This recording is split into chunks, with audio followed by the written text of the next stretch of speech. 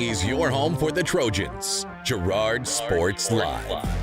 Snap and leans forward, and that's touchdown number 4 for Scott Moore. Girard Sports Live is presented by Crawcan, your community technology partner. Learn more at ckt.net. Looks, throw over to Adolph, quickly down inside, wrap around Boatman, found herself in the right place, foul, and the bucket!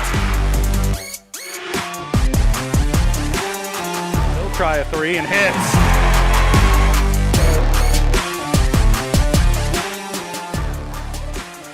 Adolph with it up top, being guarded by Gass. Girard down the lane, off the glass, and good. Nice instinct by Adolph to just take it to the bucket. Fielded on the short hop, fires this one across. Able to throw the runner out by a step and a half.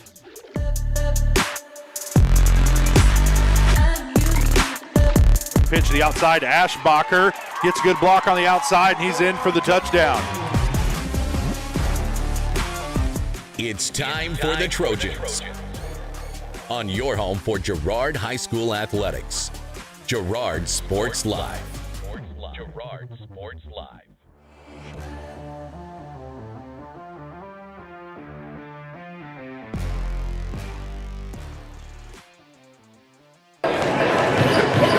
Good evening, ladies and gentlemen, and welcome out to the beautiful Ted R. Taylor Gymnasium. Tonight we have a CNC rival matchup between your Girard Trojans and the Frontenac Raiders, a Saturday showdown, if you will, because of the blizzards that hit Pittsburgh, Kansas, and surrounding areas, and those games had to be postponed due to all that snow that came in, the tundra that prevented school from happening.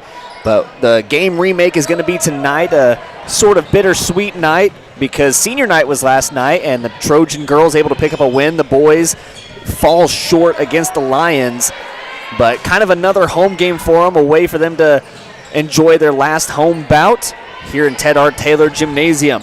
We're going to have all that and more today. I'm Daryl McLeod, joined alongside today by Hope Zafuda, a new entry here on Girard Sports Live, and she's going to try and not be too biased, a bit of a Frontenac native herself. She used to go to Girard back in high school, but since works for the dark side afterwards. So easy. Exactly, but we're going to have Trojan basketball. JV game just wrapped up. It looked like the Frontenac Raiders take that one home. We'll have the girls game coming up after that. Keys to the game, starting lineup, and so much more to follow here on Girard Sports Live.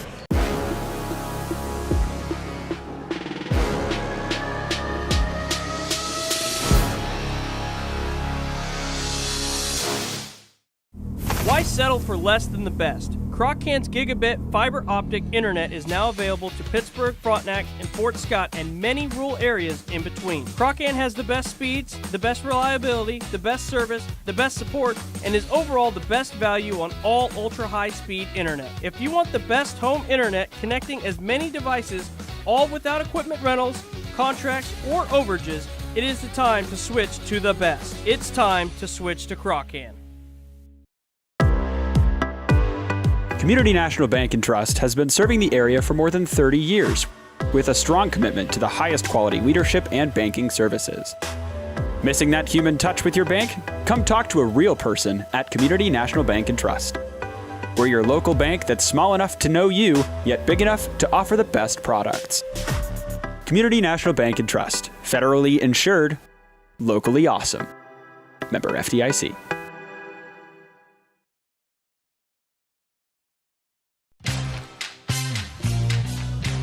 Tries to make something out of nothing. The Trojans all over him. It's going to be a big loss on the play. A Trojan sack means $1 short stacks at Eastside Cafe. Kick off your day with a hearty breakfast or take that midday break at Eastside Cafe. And this fall, when the Trojans get a sack, you get $1 short stacks the next day. Eastside Cafe, a favorite of the 4 states winner. Go Trojans from Eastside Cafe. Since 1918, GN Bank has been the heart of our community. Big enough to meet all your banking needs, but small enough to offer that personal touch you deserve. From agricultural loans to home mortgages, GN Bank has the expertise, products, and service to help you thrive. With a pledge to treat others ethically, be adaptable, focus on customers, and invest in the communities they serve, GN Bank is committed to your success. The best place to bank and borrow, GN Bank, where community banking truly comes first. Equal housing lender, member FDIC.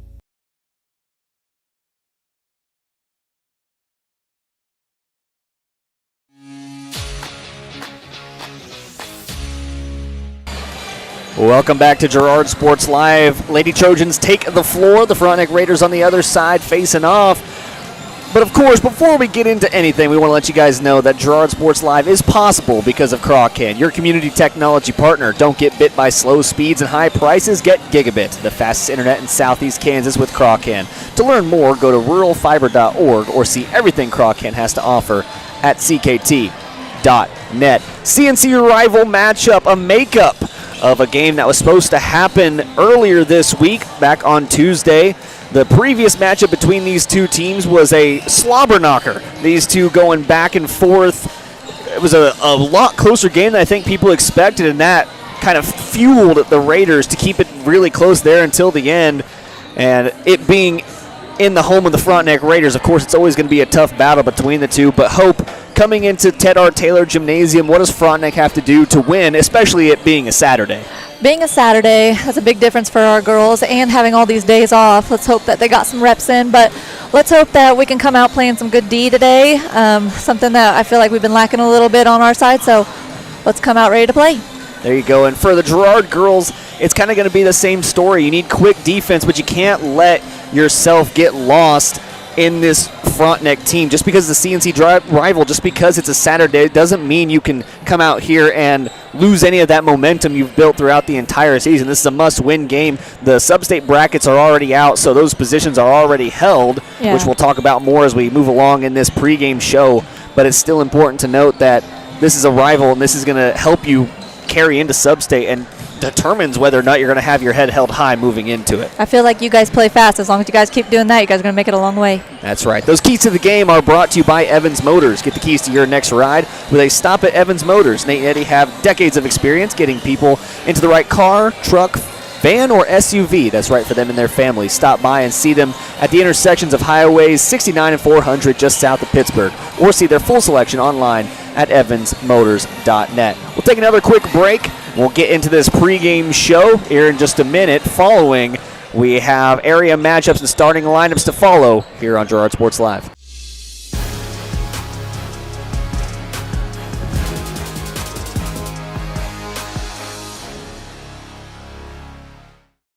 From the phone call to the service call, Roto-Rooter is there with fast and reliable sewer and drain service. From repair and replacement to septic and grease trap pumping, Roto-Rooter is here for you. With video inspections, Roto-Rooter can identify the exact issue to get the repair done quickly and correctly. Complete sewer line repairs or replacements, Roto-Rooter has you covered. Serving Crawford, Bourbon, and Cherokee counties, Roto-Rooter, 620-231-5630.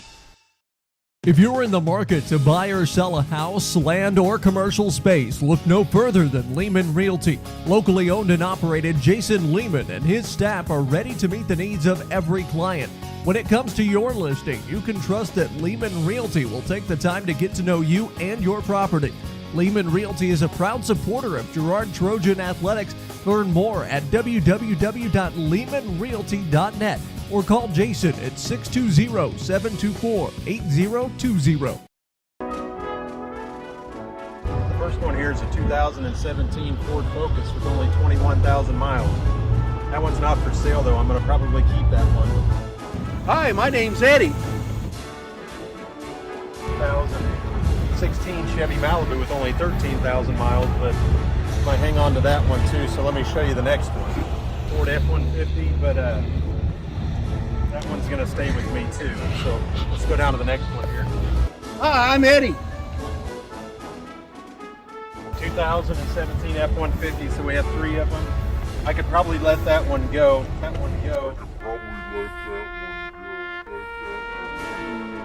Hi, my name's Eddie.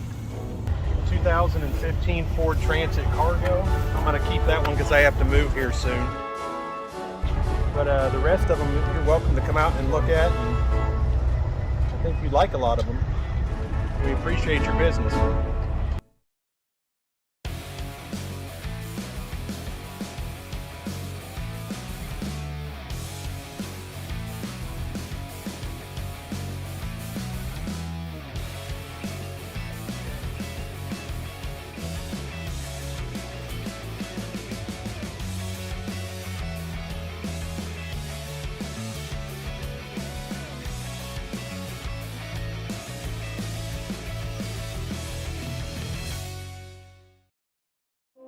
Unbelievable amount of devastation. I've never seen anything like it. We had a beautiful barn that was gone in 20 minutes. Farm Bureau stepped up right away and said, hey, we got you and we'll be there for you. We were taken care of. Now we could get on to repairing and rebuilding. I tell everybody about Farm Bureau. We're fortunate to say we have good coverage with good people doing it. Contact Judd, Lori, Lisa, or Amber in Girard for all your insurance needs. Hello, Four States. This is Jay Hatfield with Jay Hatfield Motorsports. We've been serving the Four States area with motorcycles, ATVs, and side-by-sides, plus offering you parts and service since 2005. We have 2 convenient locations, Pittsburgh and Joplin, selling quality brands such as Polaris, Kawasaki, Yamaha, Can-Am, and Suzuki. Jay Hatfield has a huge inventory available for immediate delivery. We offer financing options and an extensive selection of accessories. Most important, we're making deals. Come in and get your fun started today at Jay Hatfield Motorsports in Pittsburgh or Joplin.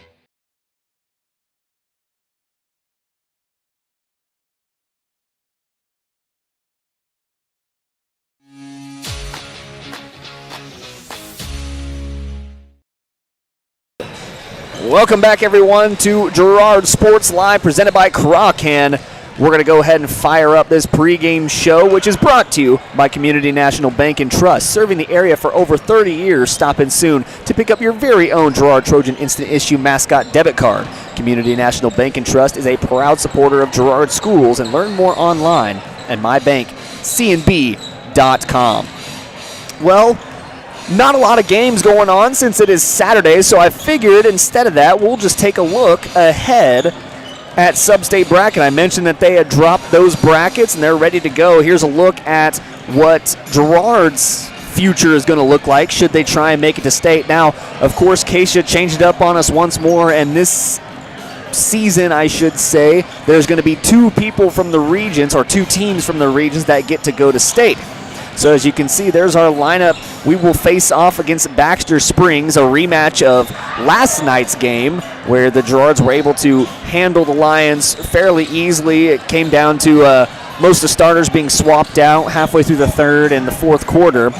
So hopefully a win there next Thursday, but it'll be between Humboldt and Riverton for who we play next, and our path to the Sub-State Championship is the easiest one, as we earned that 1 seed through a hard-fought season. So hopefully our girls can get that done. Now, not shown here is the other half of the bracket where Frontenac lays. I did not see their seeding. Yeah, so they're number 11 is what I saw, yep. Okay, so they're going to be the number 11 seed, so they'll have a bit of a tougher path to the championship, but you can never count out a Frontenac team, as when it comes to deep in the playoff times, they always have a little bit of a trick up their sleeve, and they always play a little bit better towards the end of the season. It's like March Madness, baby. Yeah. Gets a little crazy. When it counts, they play their best, and that's what you always got to hope for as a coach. That's just a quick look at the Sub-State bracket, those being dropped, so the rest of these games are still important. You want to go into Sub-State with a couple of wins, but also not to stress because you have that 1 seed locked up. A look at those matchups from around the area is brought to you by Diskins Auto and Towing, 120 East Forest Avenue in downtown Girard. Diskins offers 24-hour towing and can repair all makes and models. To learn more, contact Diskins Auto and Towing at 620-724-8100. We got about 11 minutes till tip-off. We're doing great on time today, so we'll go ahead and take another quick break. When we come back, we'll have more of the pregame show, our thoughts and opinions, and starting lineups, and Saturday showdown here on Girard Sports Live.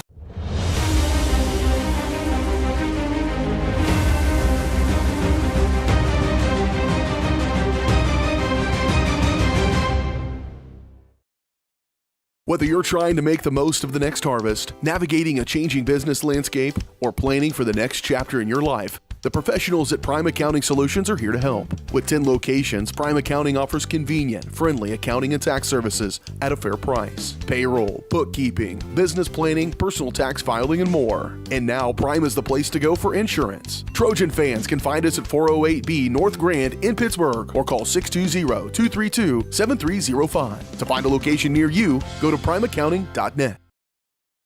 Chicken Annie's of Girard is something to crow about. Their family-style restaurant continues a Southeast Kansas tradition with their specialty, fried chicken, plus famous homemade onion rings, chicken and noodles, and so much more. And of course, their delicious homemade pies. Dine in or carry out available. Chicken Annie's of Girard has the best value, flavor, and service in the area. Stop in soon or call for catering. 620-724-4090. Communicating with current and potential customers is a must in the world of business. Advertising is nothing more than communication and an invitation. Look no further than Norris Advertising, offering a wide variety of services from billboards, radio across the 4 states, and digital ad services like ZTV, YouTube, geofencing, streaming, and more beyond the local view. Looking to upgrade your storefront? Norris Advertising is your go-to for local digital sign sales. Norris Advertising. Get your ads to work. From the football field to the bean field, the right equipment can make all the difference. Gear up for harvest, expand your fleet, or grow your business with Tyler Jackman at Big Iron Auctions. Tyler can improve your operation conveniently, efficiently, and effectively. And if you're selling one piece or the whole operation, Big Iron can connect you with over 750,000 registered bidders. Buying or selling, go big. Big Iron Auctions. Call Tyler Jackman at 620-404-8115. BigIronAuctions.com.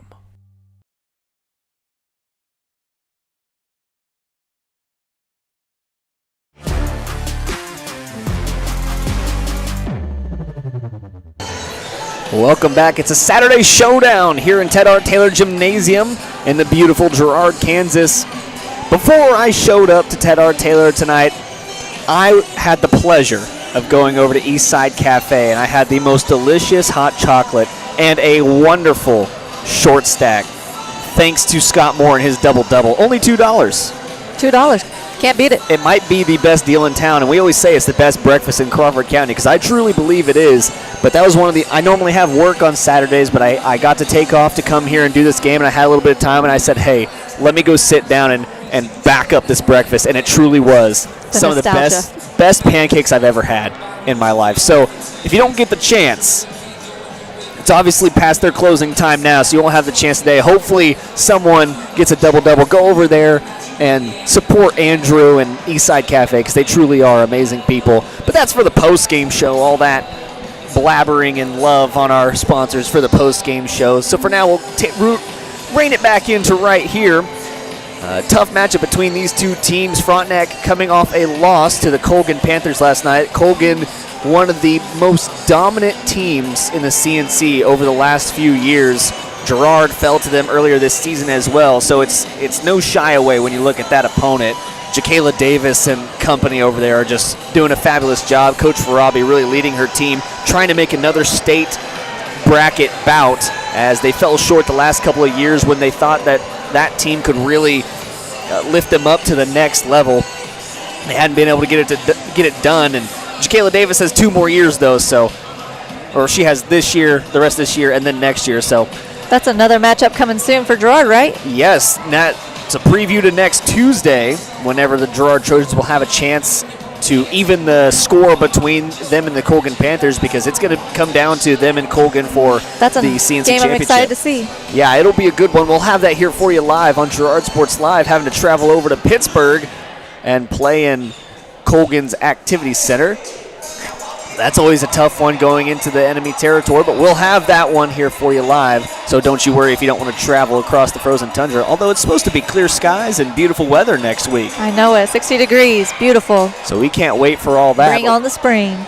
Bring it on. I'm ready for springtime. But that also means that basketball season will be over. We'll turn the corner into baseball and softball season. Should be exciting years for those two. And then also hoping to get in the works. We're wanting to have Girard Sports Live here for the Girard annual track meet that they do. So that's a little personal project I'm working on with BJ. Hopefully it comes to fruition, and hopefully you guys will support it enough so that we can go out there and get that track meet shown live for you guys. But that's all way out in the future. We're focused on this game here today where the Trojans are trying to go 1-0. Look ahead towards the boys game later on.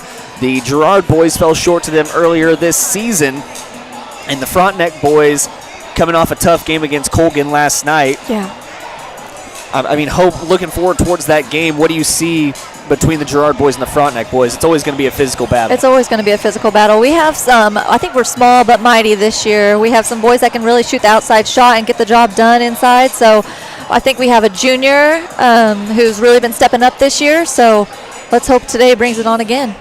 Yeah, and that's for the Trojan boys. You're coming off a really kind of just heart-shattering loss to the Lions. You want to come back and get back on the right track. It's all just about focusing yourself up for sub-state.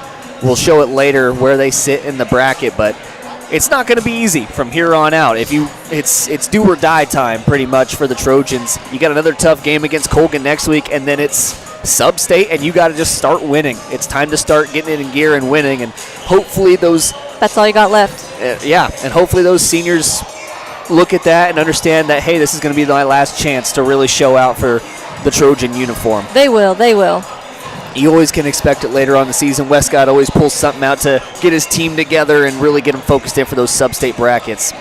Well, we got about 4 minutes till tip-off, so we'll go ahead and do our starting lineups. Starting lineups are, which after Eastside, we went over and walked over to the Jagged Edge and had a chance to talk to Carla Sands. Shout out to Carla. A wonderful person, and her daughter, Gabby, was there. She nailed it. And she did this entire live read off memory. She did. I got to give respect to her. She did the entire thing. But these starting lineups are brought to you by the Jagged Edge. The Trojans will start this game in style, but nowhere near the level of style you'll find at the Jagged Edge. Stylist Carla Sands will have you looking your best for your next big game. Make an appointment soon by calling 620-724-7500. Hope I'll let you start things off with the opposing Frontenac Raiders. All right, so our Frontenac Raiders starting lineup. We have our 5'2" senior, Tinley Sullivan, number 13. Next, we have our forward, 5'9" senior, number 23, Skylar Hutchison.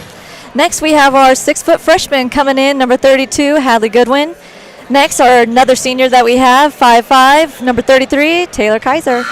Next, in our final in the lineup, we have our junior who's 6 foot, coming in, number 34, Marley Stout. And something that's so good about the Raiders is they have such depth on their roster. Obviously, they have the triplets who are going to come in from time to time and play and put valuable minutes up, but they also have the likes of Addie Myers and a couple of other players who are going to come in and play some key minutes for them, and I think that's what really separates them from a lot of CNC teams. This is a really good group. We're coming in with how many seniors? I think they said they have 6, maybe 8 seniors. Yeah.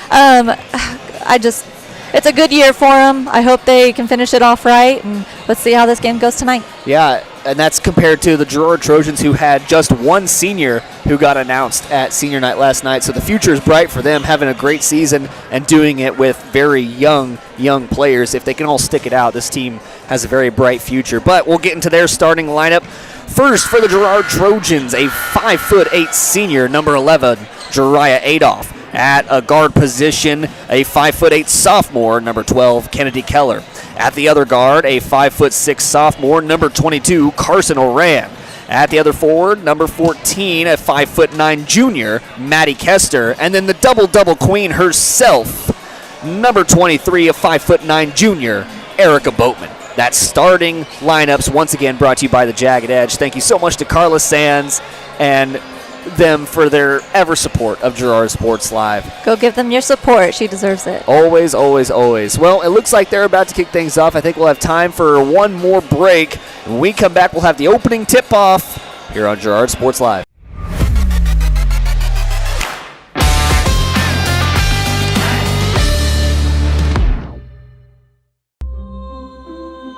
Are you tired of waiting for your internet to load at a snail's pace?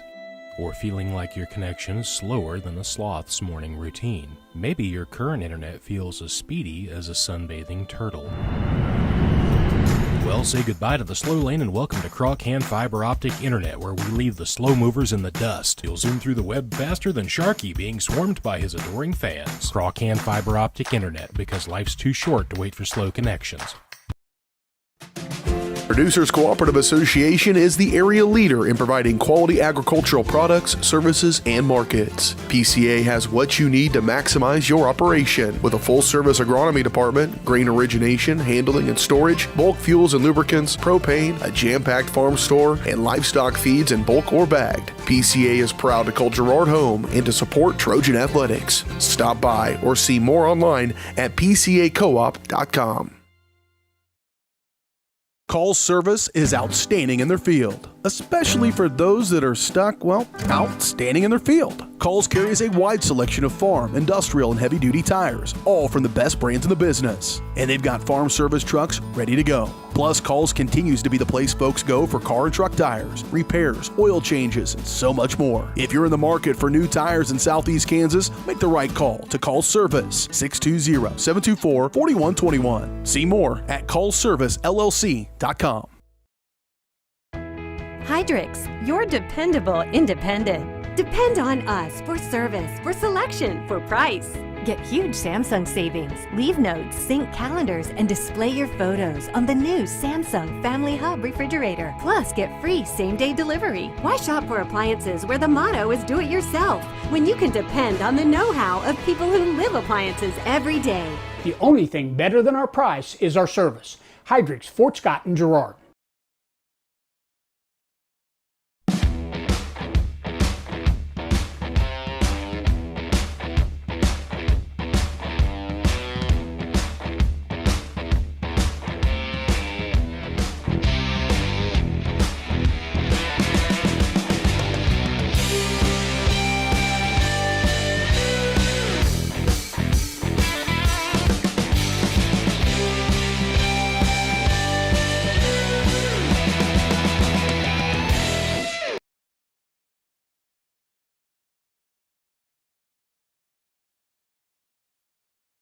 It's a bird. It's a plane. It's Chicken Annie's Girard. When you're facing a chicken emergency, there's only one hero. Catering and carry out from Chicken Annie's Girard. When an onion ring craving is too much to bear, when the family's coming over and you weren't aware, it's Chicken Annie's Girard to the rescue. When there's 20, 30, 100 to feed, you need Chicken Annie's Girard indeed. A heroic value, superb flavor. When there's a chicken emergency, there's only one hero. Chicken Annie's Girard.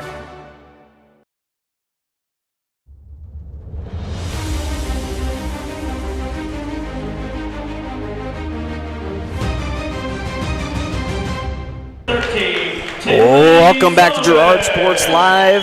National Anthem is over. They're doing their starting lineups right now. We already gave you those, so we're real close to tip-off on this Saturday showdown between the CNC rivals, the Frontenac Raiders, and your Girard Trojans. Hopefully you all are tuning in on Girard Sports Live. Frontenac always travels well. Mike Snow and them over on MyTown Media bringing that game for the Frontenac Raiders. Should be a good matchup between these two teams and potentially a look forward at some of the sub-state brackets.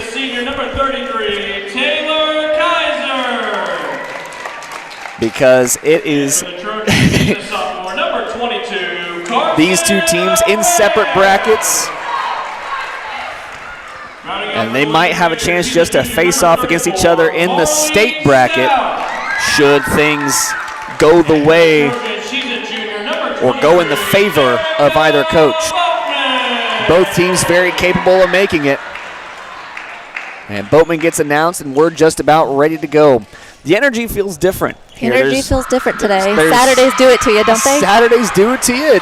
It's hard to wake up on a Saturday and want to go play a basketball game, but let's hope this isn't a rough start for us. Yeah, I said it before we went live that whenever those Trojan girls came out, it looked potentially like we could come out flat in this game, and that's going to be one of the worst things that you could ever do because our team normally starts off pretty quickly. They're able to get defensive stops and start on the offensive side, and that energy pushes them through the entire game.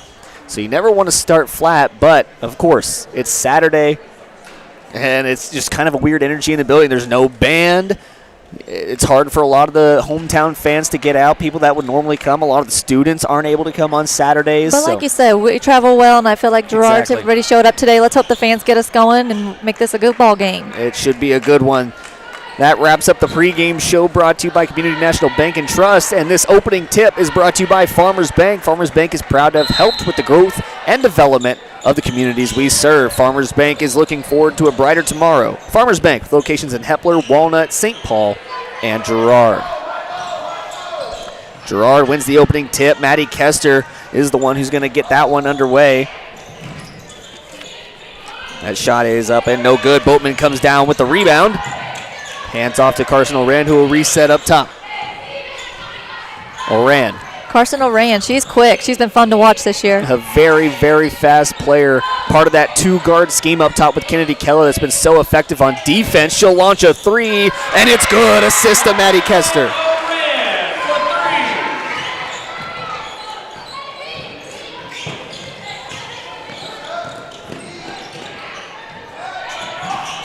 Frontenac working around on the defensive side. Boatman knocks it out of bounds. Here we got Taylor Kaiser taking it out. Kaiser to inbound. She'll get it inbound to Hutchinson, who has it tipped away from her. Adolph has it, but will step on the baseline. So it'll be Frontenac ball. Kaiser once again to inbound. She'll get it into Tenley Sullivan. Sullivan fires a three. The answer is no good, but it will be rebounded down low by Oran.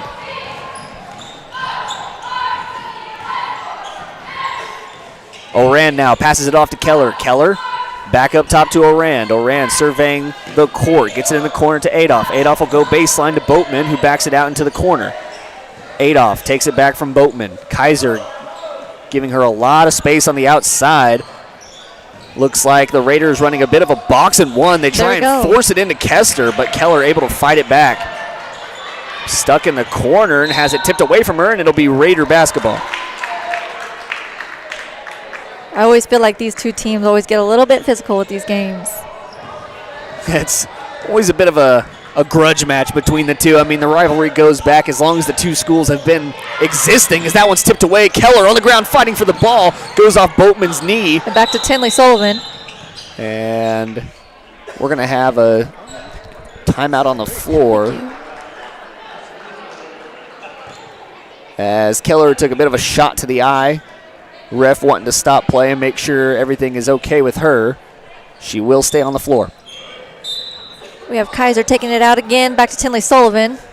Sullivan will bring it up the floor and hand it off to Kaiser. Keller there to defend. Now Oran picks up Sullivan at the top of the key. They want to go down low. A nice entry pass to Kaiser, but mishandles the pass just a little bit. Launches a three. No good. Rebounded by Adolph down low. Adolph will push the floor for the Trojans. Stops at the top of the key. Got a timeout for Girard. And Herlocker will take a 30-second timeout. We'll keep it right here. A quick start for the Trojans, hitting a three early on. Carson Oran able to knock that one down from outside. But other than that, offense has been scarce for both teams. Yeah, we just need to get it up the floor.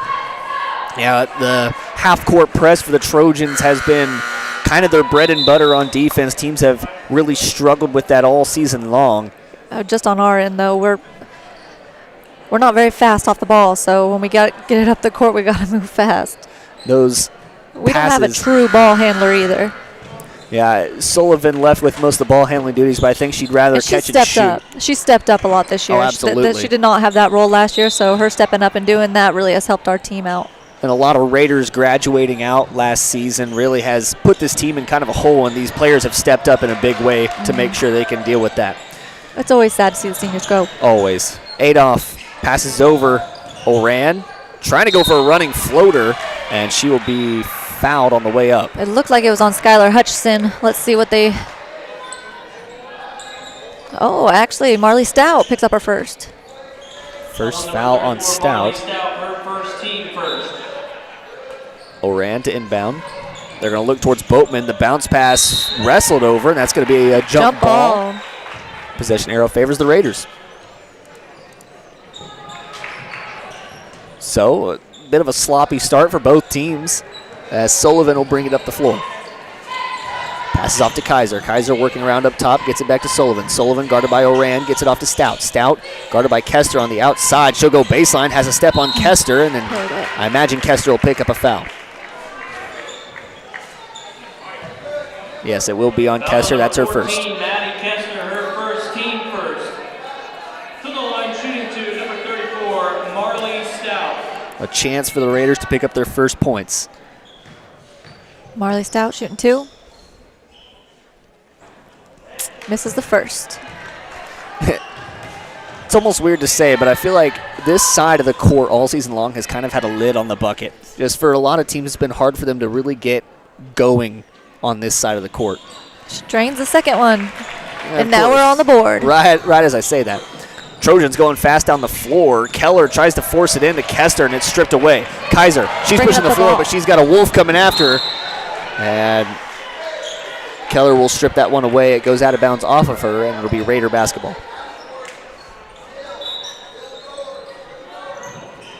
Inbound it to Stout. Now in the corner to Kaiser. Kaiser has it poked away from her by Boatman. Now goes baseline, running floater. Rushed that one a bit. And Kester comes down with the rebound.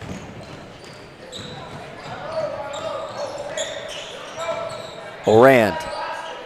Over to Adolph. Quick three from Adolph. It's good! Good shot, good shot. Adolph picking up right where she left off last night. As she finished with 14, we're going to have a foul on the floor. And this is what I was worried about, Girard always coming out. Their defense is always so strong. No matter what team or who they lose, Brad does get them ready by their defense. Defense.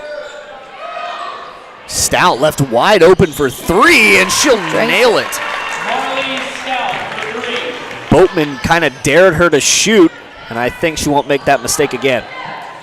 Oran brings it up the floor, passes off to Adolph. Adolph looking around, gets it over to Orand. Now Kester back up top. Kester's just going to stand near the half-court line. As that's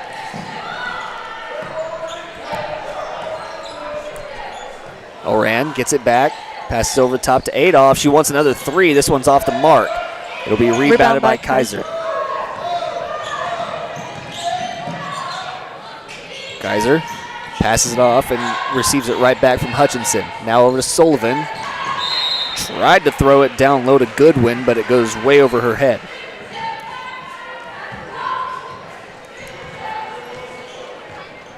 It'll be Oran. Pushing it up the floor. Now Adolph. Gets it down to Boatman. Boatman over the top, but Boatman's knee was on the out-of-bounds line.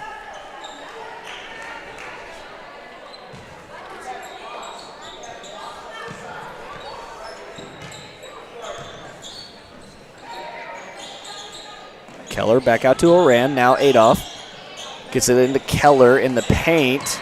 She's battling with Stout down there. And then is that a Sullivan? Sullivan's getting scrappy on the floor. So it'll be a jump ball. This one will stay on this side of the floor. Addie Myers coming in for Hadley Goodwin. Here's another senior coming in. Addie Myers. Myers getting her first minutes of the day so far. Oran scanning the floor, gets it in, and it's poked away by Sullivan. Sullivan playing expert defense right now, very quick. You mentioned it. All the Sullivans bringing a bit of quickness to the floor. Now Adolph inbounds it to Keller, right back to Adolph. Adolph cross court to Kester. She'll take a contested 3. I think that one was tipped as she shot. Adolph fights for the rebound. Boatman down low, puts up the shot, no good, but she is fouled and sent to the line. Foul number 23, Skylar Hutchinson, her first, team second. Boatman will have 2 shots. Skylar Hutchinson picks up her first. First one from Boatman's good.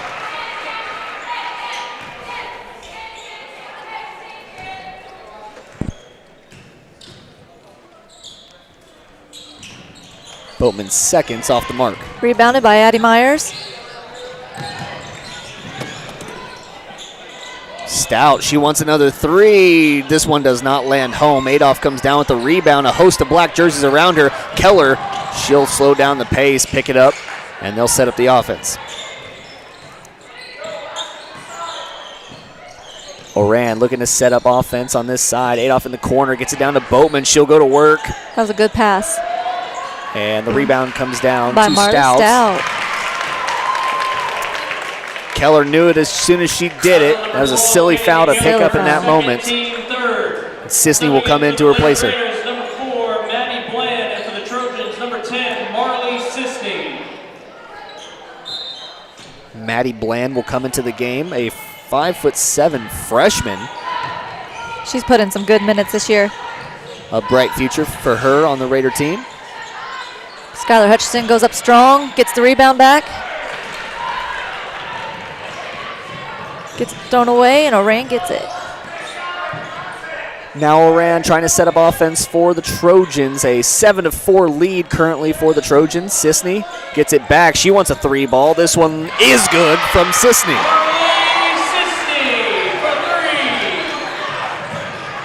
Oran guarding Stout. A double team on Stout. Fighting for the ball. Kester strips it away. Boatman, she'll take it ahead. A nice pass down to Adolph. She'll back it out and give it over to Sisney. Sisney passes up top to Kester. She thought about it, will not shoot. Kester working around a spin move, and that is going to be a travel. Coming in for the Raiders, number 00, Ella Sullivan, and number 10, Casey McGowan. Here we have a couple more seniors coming in. Casey McGowan, number 10, and then we have Ella Sullivan. Couple seniors and a couple Sullivans making their turn in the rotation. This one's passed off to Myers. She mishandled it, so it'll be a backcourt violation. See, this is our problem this year. We have made just silly, silly mistakes like this that have killed us in the end.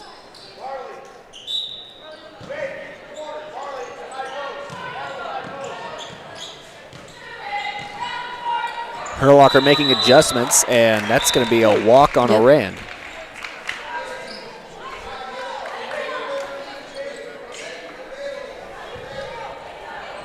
So a couple silly turnovers back-to-back for both teams, and Stout will have it up top. She dribbles down and will get double-teamed.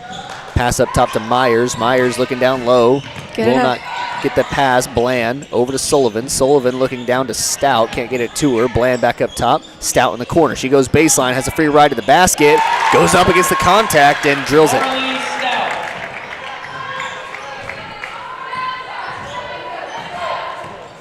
Oran. Adolph back to Oran, back to Adolph. Adolph thought about it, will not shoot. Baseline running floater, picked up by Boatman. Her shot no good. Good rebound back. And it was a battle for the rebound between two Trojans, and it'll go out of bounds. Number 25, Bailey Walker. Addie Myers taking it out. Oran will take a seat, and Bailey Walker will come in. Sullivan pushing the floor for the Raiders. Goes one way off the screen from Myers, guarded tightly by Sisney. Passes cross court to Bland. Bland throws it down low. It's ripped away by Boatman. Boatman pushing the floor for the Trojans. She'll slow the pace and hand it off to Sisney.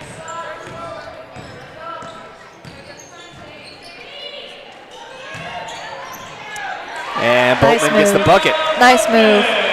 Now we have our freshman, Maddie Bland, bringing it up.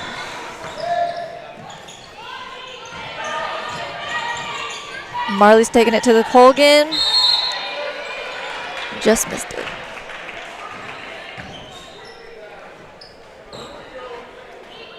That's going to be a Foul on number 10, Casey McGowan. Her first foul on team McGowan. Missed that one. I was looking down at my stats. So I didn't see the call. I thought maybe it was going to be a held ball.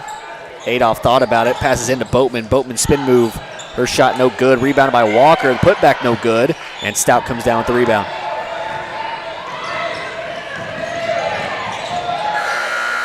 Couldn't get the shot off in time.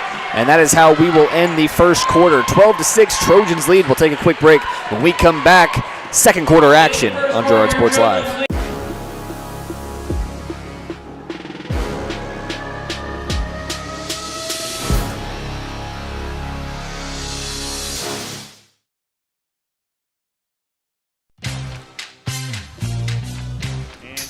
make something out of nothing. The Trojans all over him, and it's going to be a big loss on the play. A Trojan sack means $1 short stacks at Eastside Cafe.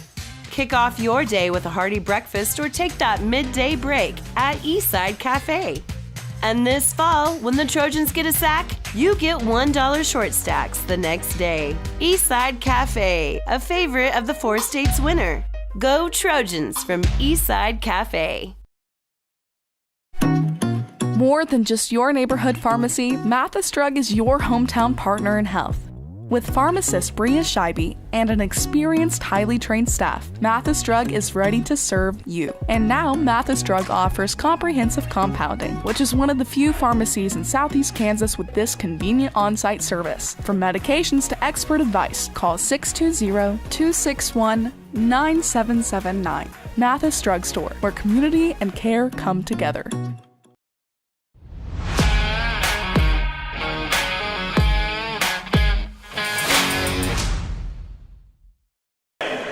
Welcome back. Second quarter about to get underway. Trojans up to a 6-point lead. All the starters have returned to the floor for the Raiders. On the other side, it'll be Marley Sisney, Bailey Walker, Erica Boatman, Maddie Kester, and Carson Oran that make up the 5. Sullivan has it on the wing, passes it down low, and Goodwin will be fouled.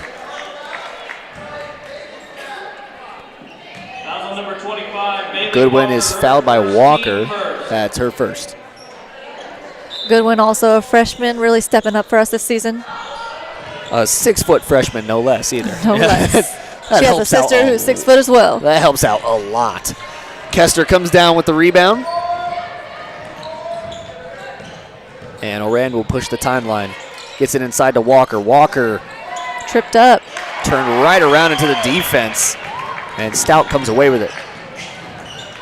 Stout, guarded tightly by Oran, steps back, passes it forward to Kaiser. Kaiser over to Sullivan, back inside to Stout. Stout, she'll make a move on Boatman. Yep, travel. And gets called with a travel. Seen a little bit of that on both sides. Yeah, we have. Saturday basketball. Oran pushes it across half court. She's picked up by Sullivan, tries to get into Kester, and it's stolen away by Hutchison. Skyler coming out of her forward spot, getting that steal. Kaiser looking to set a screen for Stout. Stout does not use it, and Oran picks up a foul. Foul on number 22, Carson Oran, her first, team second. Kaiser inbounds to Sullivan. Sullivan, a running floater, gets called for a travel. Stepping in for the Trojans, number 11, Girard Adolph. Teams are trading travels back and forth. It will be Oran who pushes it up the floor. Picked up by Sullivan. Passes off to Sisney, in the corner to Adolph. Back up top to Oran. Over to Adolph, and that'll stay with the Trojans. Yep, tipped out by Goodwin. A lot of scary passes being made by the Trojans so far. Cross courts, dang. When they work, but the risk is there for a reason. Trying to get it into Boatman, it's poked away by Goodwin. Can't go over the top of a 6-footer. A nice pass ahead to Stout. What a beautiful pass. And Stout picks up the bucket, draws his lead to 4. Daryl, I don't know if this is right, but does Marley Stout have all the points for Frontenac right now? 8 points for the Frontenac Raiders. I want to commend once again, that pass was dropped in the bucket. That was a NFL passing drill. The shot is no good from Oran. It's rebounded by Stout, who also brings it up the floor. Picked up by Oran up top. She hands off to Sullivan. Sullivan does a spin move on Oran, and Oran gets called for a block.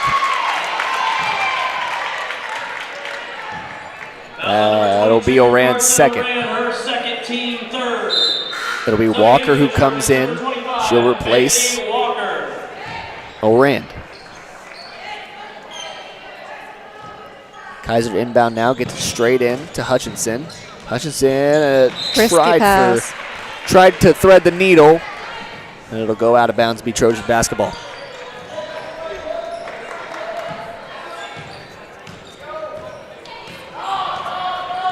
Sisney. It's a screen for Boatman, passes off to Adolph. Adolph up top. Cross court pass to Walker. Over to Sisney once more. Now to Marley Stout Adolph. closes in. Sisney up top, guarded by both Sullivan and Kaiser. Playing a high zone, Frontenac. Adolph able to poke it back and get the Trojans back to basketball. Someone's going to have to create here on offense. They can't keep going to that risky pass inside. Sisney running floater. Ooh. I didn't see that touch, but oh, there he is. That got everybody a little fired up. That's not a well-liked call on the opposite side. Nope. Sisney gets called for a travel. Brad Herlocker turned a different shade of red. Bring that up to him when he comes in for the post-game coach interview, please. A silly pass inside is taken away by Kester. And both teams, once again, having a rough bout on the offensive side. Adolph up top, gets it over to Kester. Kester back to Adolph, she'll shoot away. Her three ball, no good. Another rebound by Girard. Sisney will try it now from deep, no good. Walker is fouled from behind by Sullivan.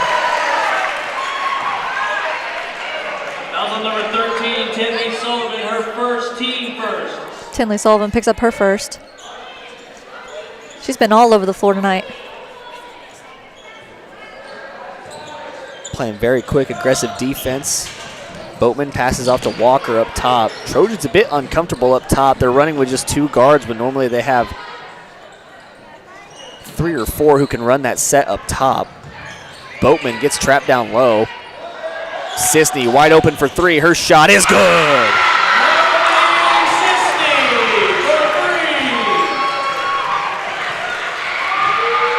Tinley Sisney Sullivan knocks it down. bringing it up. Stout, guarded by Sisney. Spin move inside, tries a Euro step, Travel. and it's going to be a jump ball. Coach Herlocker wanted to travel, but either way, I saw the travel. it'll be Girard ball.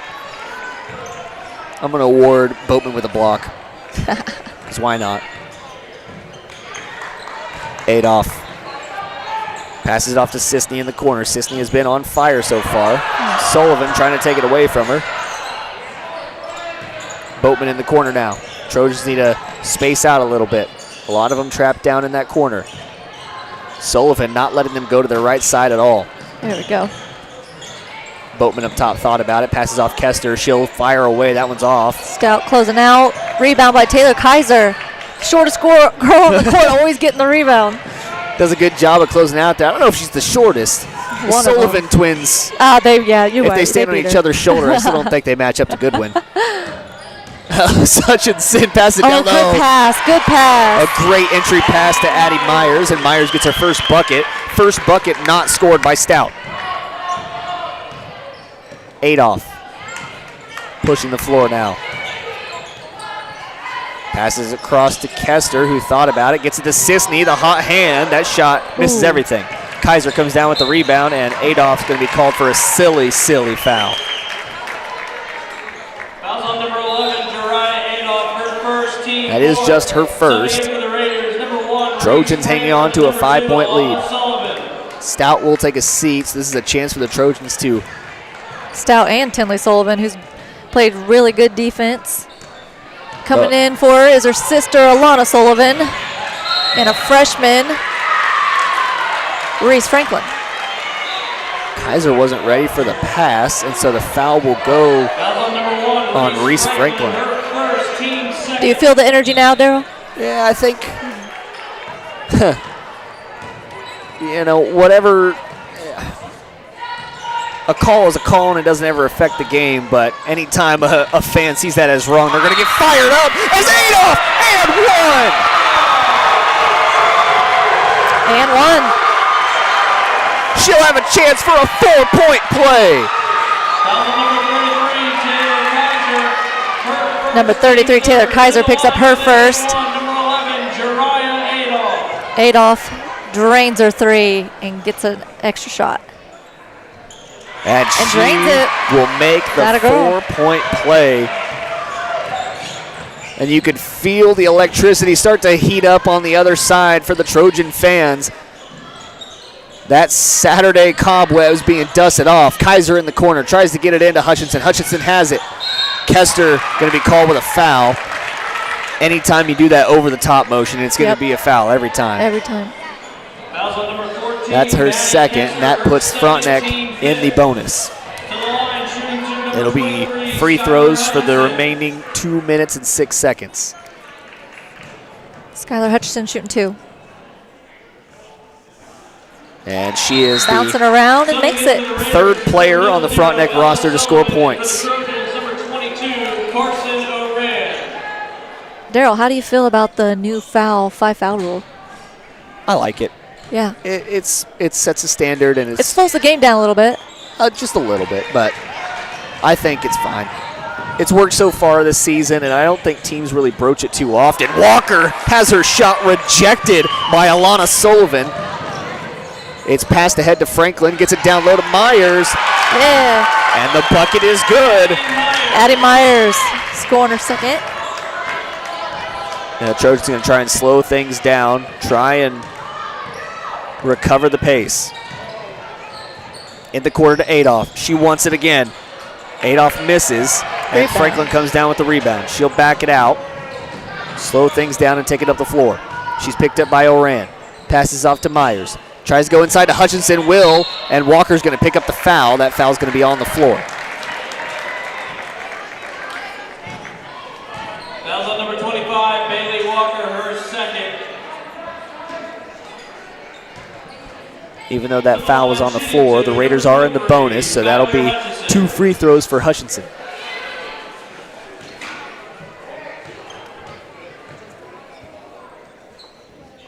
First one's good.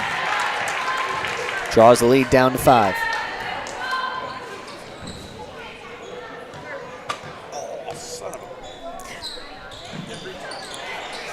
Adolph comes down with the rebound. Now Oran works off a screen from Boatman, passes off to Adolph. Adolph gets it inside to Boatman, and we're going to have 3 seconds in the lane. 3 seconds in the lane. It hasn't been called yet. It could have been a majority of things there.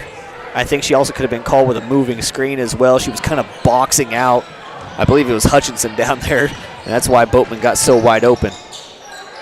Franklin hands off to Myers. Myers trying to work it to the baseline. Sullivan picks it up. She passes off to Franklin, who goes over to the other Sullivan. Hutchinson has it inside. Her circus shot is good, and it's a 3-point lead.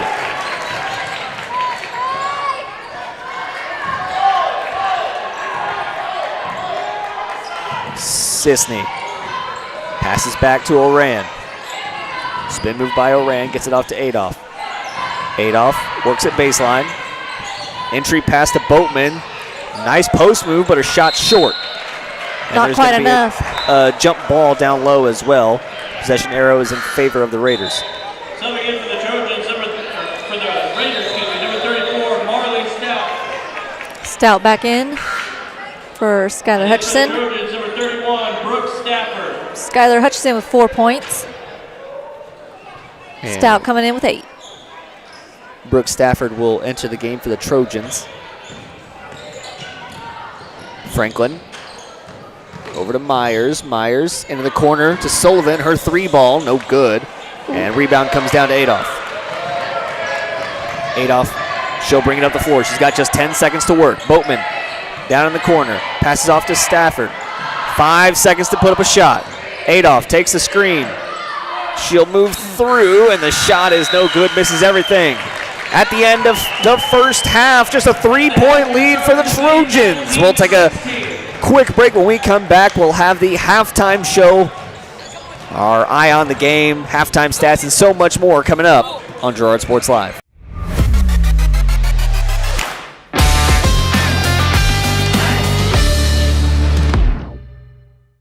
Since 1918, GN Bank has been the heart of our community. Big enough to meet all your banking needs, but small enough to offer that personal touch you deserve. From agricultural loans to home mortgages, GN Bank has the expertise, products, and service to help you thrive. With a pledge to treat others ethically, be adaptable, focus on customers, and invest in the communities they serve, GN Bank is committed to your success. The best place to bank and borrow, GN Bank, where community banking truly comes first. Equal housing lender, member FDIC.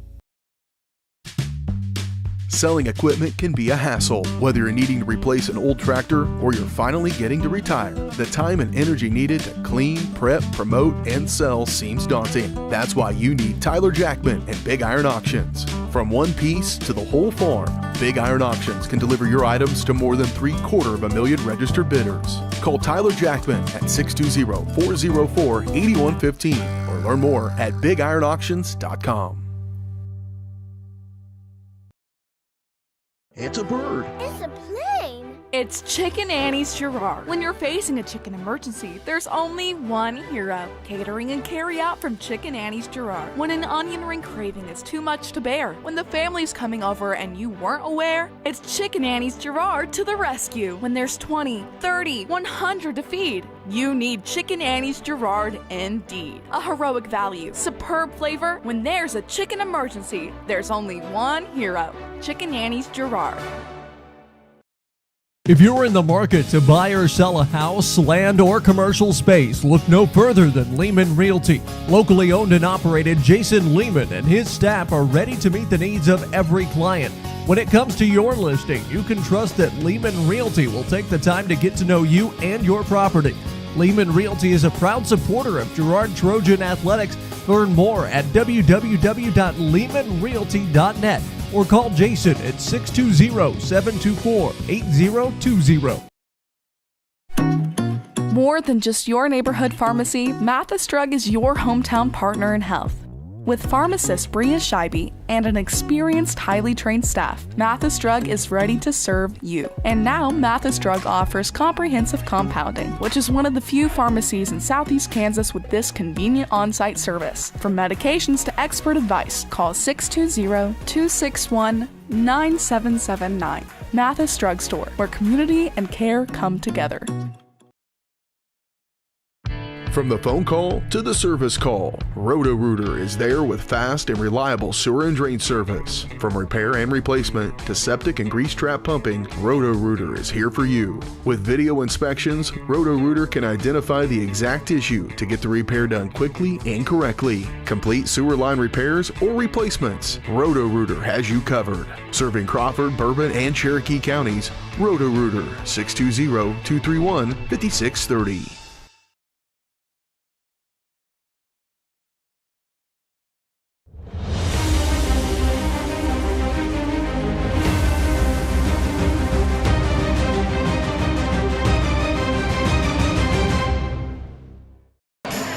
Welcome back to Girard Sports Live. It's halftime of the girls' game. The boys warming up there, getting ready for their bout later tonight. But we're here in this halftime show, which is brought to you by GN Bank, where they've been providing customers with the highest quality financial services in a friendly and personal way for over 100 years. Personal, business, or agricultural needs, turn to GN Bank. Learn more at gn-bank.com. Well, it was a very slow start for both teams in that first quarter. Both teams had trouble getting points on the board, but then for the Raiders, Marley Stout seemed to have no trouble whatsoever getting points on the board, and she was able to kind of launch her team into staying into this game. Jariah Adolph fired things up for the Trojans and was able to knock down a 4-point play, and that caused a lot of electricity through the room, but then the Raiders came battling back. And it's kind of just been one of those back and forth games that you expect between these two teams. The Trojans having the better season per se. They have the better record. They're going to have the better position in the sub-state bracket, but it's never a dull moment when these two teams face off, and I think we're seeing it here in this It doesn't first matter half. when you're rivals. Exactly. And as far as the second half goes, I mean, what do you see? What do the Raiders got to do differently to overcome this current 3-point deficit? We need to cut down on our turnovers. We have, I don't know, I didn't keep track of all the turnovers that we have, but man, back and forth right there. Also, our defense needs to get a little better, get some rebounds. Girard's had a lot of offensive rebounds on the board. We just need to keep it up. Marley Stout needs to keep going up strong. Skylar Hutchison, she's had a couple too. She's had 4 points going up strong, so yeah, and keep that going.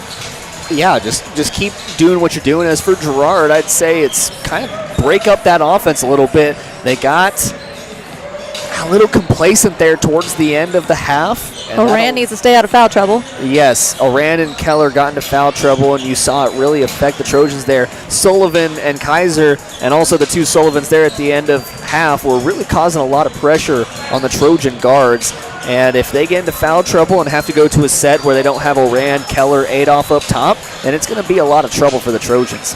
That Eye on the Game is brought to you by Kenara Eye Care. As we take a look back at the first half, Kenara Eye Care is there to make sure you can see what you're looking for. Kenara Eye Care, with locations in Pittsburgh and Girard, is here to help their valued customers. Learn more at KenaraEyeCare.com. We'll take a quick break. When we come back, halftime stats and the start of the third quarter on Girard Sports Live.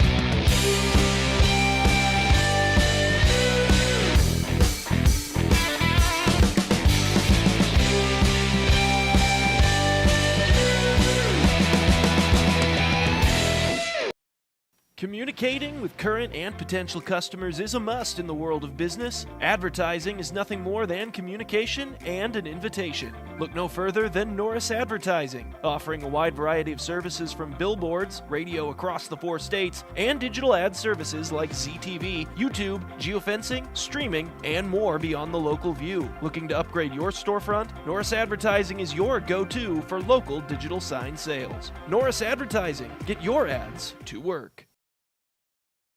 Chicken Annie's of Girard is something to crow about. Their family-style restaurant continues a Southeast Kansas tradition with their specialty, fried chicken, plus famous homemade onion rings, chicken and noodles, and so much more. And of course, their delicious homemade pies. Dine in or carry out available. Chicken Annie's of Girard has the best value, flavor, and service in the area. Stop in soon or call for catering. 620-724-4090.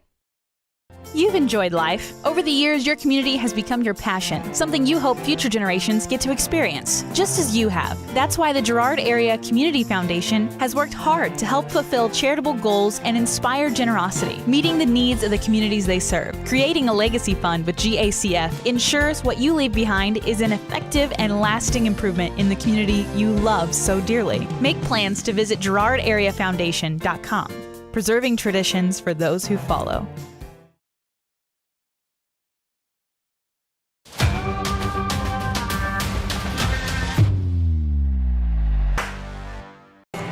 Welcome back to the GN Bank halftime show here on Girard Sports Live. We've got about a minute and a half remaining until the third quarter gets underway, and these two teams re-engage in this battle of a Saturday showdown that they're having. Just a 3-point lead for the Trojans. I think it's time we take a look at some of those halftime stats. Those halftime stats are going to be brought to you by B&B Excavating. The numbers don't lie. Dirt is heavy, so trust the guys at B&B Excavating to move what needs moving. Specializing in septic systems, water line install and repair, driveways, rock hauling, and leveling. B&B Excavating. Call 620-724-2735. Hope, I'll let you take it away with the point totals. Yeah, so I'm going to start off with Frontenac. So Marley Stout has 8. Addie Myers coming in with 4, and Skylar Hutchison coming in with a big 4 as well. Big moments on both of those. And then here we have Girard scores. We have, sorry, help me with the names, Daryl. Yeah, number Drya, 22. Carson Oran with 3 points. Drya Adolph leads the team with 7 currently. And then you're going to have Erica Boatman with just 3 points. And then it's also going to be Marley Sisney rounding out those totals for the Trojans. Erica Boatman having kind of a quiet game so far. Not Kester normal too. for her. Yeah, Kester not on the board yet either. Want to get those two scoring, but I mean, we've mentioned it so far that the Raiders are big inside. They have tall girls playing down low, and that kind of offsets anything that the Trojans really like to do, and it doesn't allow Boatman to have just free reign down there. Those halftime stats, once again, brought to you by B&B Excavating. That's the end of our halftime show, and we're back under action here on Girard Sports Live. Something to keep note of is Marley Sisney has Dry Adolph has 5 rebounds. She is the closest currently to that double-double short stack. That shot is missed by Boatman, and Stout comes away with it, working down the floor. Tight defense being played all around. Sullivan has it up top, working off of a screen, trying to get it down to Goodwin. It's poked away, and Boatman comes up with it. I know we said that Kester's been quiet tonight, but man, she's been playing some good defense down low. Yeah, I have her with 3 steals in the game so far. Yep. So she's being loud in other places. Yeah. Keller gets it down low, trying to pass it back out, but she was quadruple teamed down low. Hutchinson passes it forward to Stout. And Keller comes around, pokes it away, but Kaiser gets it in the paint. Hutchinson outside, guarded by Keller and Oran. Over to Kaiser, launches a 3. The 3 ball is going to be off the mark and rebounded by Oran. Oran's had some trouble this year staying in the game because foul troubles, right? Yeah, she likes to take those fouls with her for sure. She launches a 3 there and nails it home. I think she heard us talking about her. But her and Keller have had some trouble, and lately Boatman's had some trouble staying in games due to foul trouble as well. Travel, yep. Marley Stout having some trouble getting that dribble down before she moves. Boatman having a conversation with assistant coach Gegg. Tristan Gegg Oran has it delivered into her hands after it was poked away, and then Hutchinson comes down with the rebound.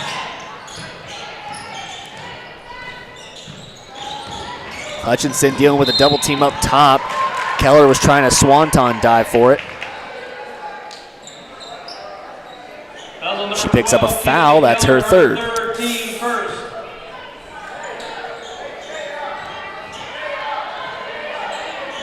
Oof. So Herlocker making the switch. Adolph will come up and play that double team defense and try and prevent Keller from getting any more fouls. That ball is bouncing around down low, and then someone's going to pick up a foul. I didn't see who. That one's going to go on Goodwin. Foul's on number 33, Taylor Kaiser, her second team first. Oh, never mind. They called on Kaiser. Oh, there you go. Oran brings it up the floor now. She's left wide open top of the key. Had a chance to think about it. She hesitated on that shot. And now Stout comes away with the rebound. Kaiser cherry picking ahead is left wide open for the bucket. Taylor Kaiser. Oran over to Kester. Kester thought about it, will not shoot. Pulls off into the corner, gets it up to Oran. Oran will slow things down, back to Kester. She'll shoot this time, fires away. There we go. Get her on the board. Oran will pick up the assist.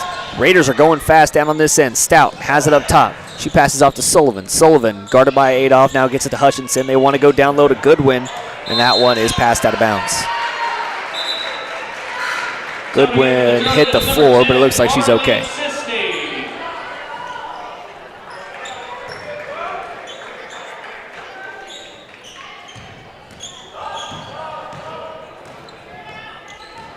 Oran gives a screen from Boatman, passes off to Adolph. Kester gets it into Boatman. This Raider defense does such a good job of collapsing, but Boatman spins around out of it.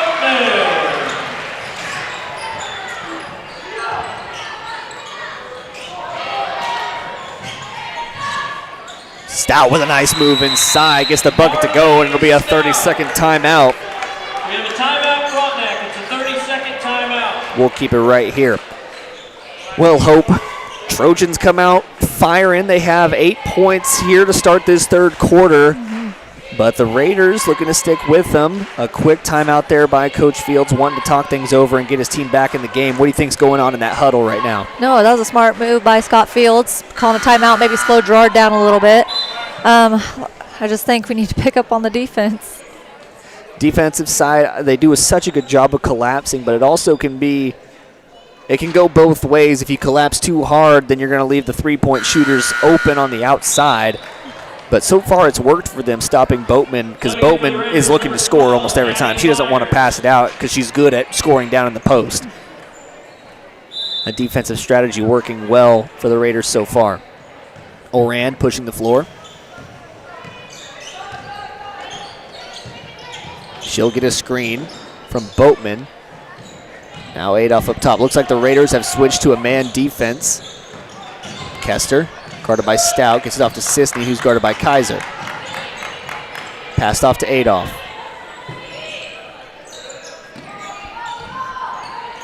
Adolph trying to direct traffic, gets it up to Kester. Boatman up top. Fakes the handoff, looks to shoot, and then a blocking foul is going to be called on Hutchinson. Foul's on number 23, Skylar Hutchinson, her team second. That's just Hutchinson's second foul. Hey, that's good. She's a valuable asset to the team. You want to keep her in as long as possible. And she's scrappy, so she can pick up those fouls pretty fast. Yeah. Sisney loses it out of bounds, and that'll be another turnover for the Trojans.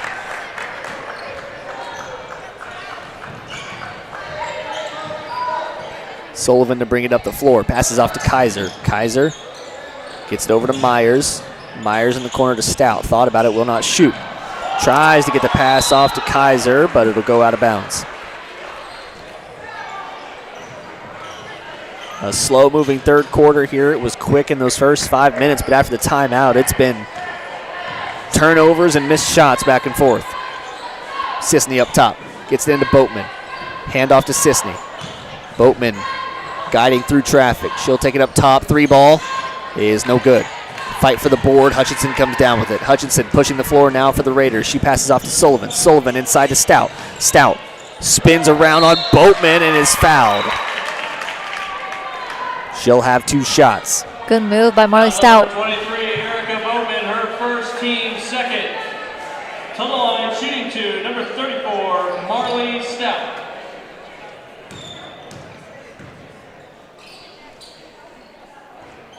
There's one. Coming in for the Raiders, number 00, Ella Sullivan, and for the Trojans, number 12, Kennedy Keller. Keller will return, and Adolph takes a seat. Another Sullivan coming in for another Sullivan. Ella, 00. You wonder if they ever, like, fight over who gets more playing time? No. You think the triplets ever They're argue sisters. about that? They would probably argue about everything. You'd know something about that, wouldn't you? Maybe a little. Sisney passes off to Kester. Keller tries to get it down to Sisney. A nice pass. She comes away with it and one. And Sisney is fired up down low. Sisney has brought the energy tonight for Girard.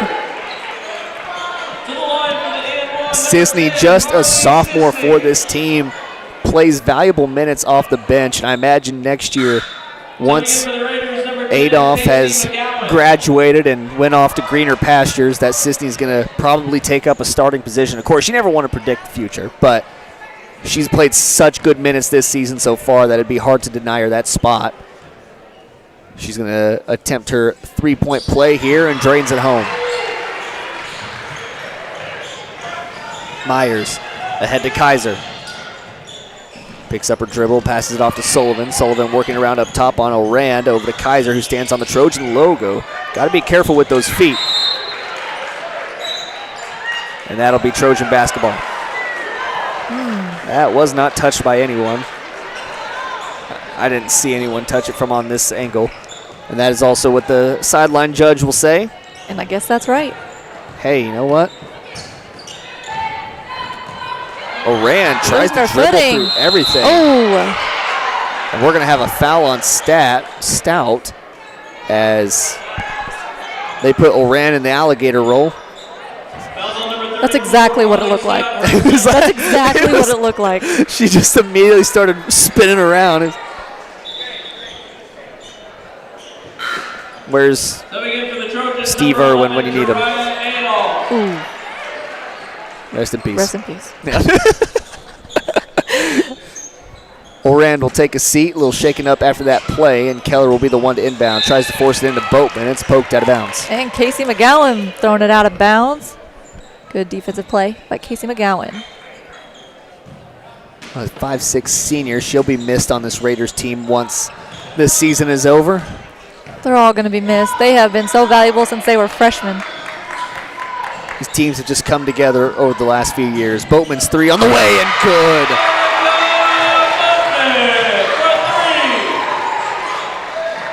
Oh. Kessler comes away with a steal and she's pushing the floor. A great foul by Addie Myers. That was a great foul by Addie. Prevents the easy bucket down low. Very smart play. It will send Kessler to the line. But with Myers picking up just her first, that was a play only really experience can give you. Kessler makes the first. Subbing in for the Raiders, number 22, Lakin Sullivan. Her shot is so beautiful.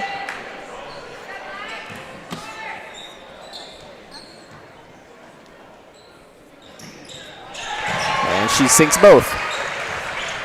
I have Kessler now with 4 steals in the game. This is another Sullivan bringing up the ball, a freshman, Lakin. So not one of the triplets. A cousin to the triplets. Okay, there you go. Lakin Sullivan passes it out. McGowan working through the lane, and Boatman's going to be called with that foul. Boatman's gotten into that situation all season long. I mentioned the last few games she's had trouble with getting close to fouling out, having a lot of fouls towards the end of the game. She gets used to that motion where she brings her hand down instead of just saying straight up. I'm sure it's harped upon in practice, but just hasn't gotten fortunate from it yet. As that one rattles out. Touched every part of the rim besides the net.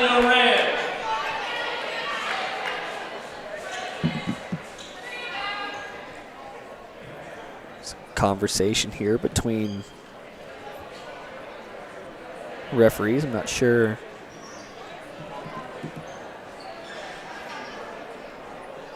What's going on here, having a bit of a conference. Keeps looking over at the Girard side. Yeah, I'm not totally sure what's going on. I don't know. I saw the coach trying to look like she was going out before. I see. So they called the foul on Keller and not Boatman. And so they're having a conversation over who that foul should be on. So they'll bring both coaches over. I know, when you said Boatman with a foul and Keller coming out, I got a little confused. Because if that's the case, then Keller has 4 fouls. If Boatman picks it up, I believe that's just her 3rd. Which, I mean, is not good, but right. You know, you'll take that over one of your starters having 4. Your fast starters.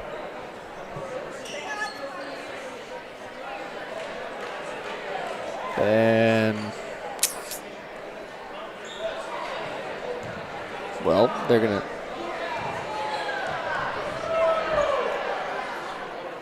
Case McGowan makes it. McGowan makes the free throw, but everyone vacated the spot.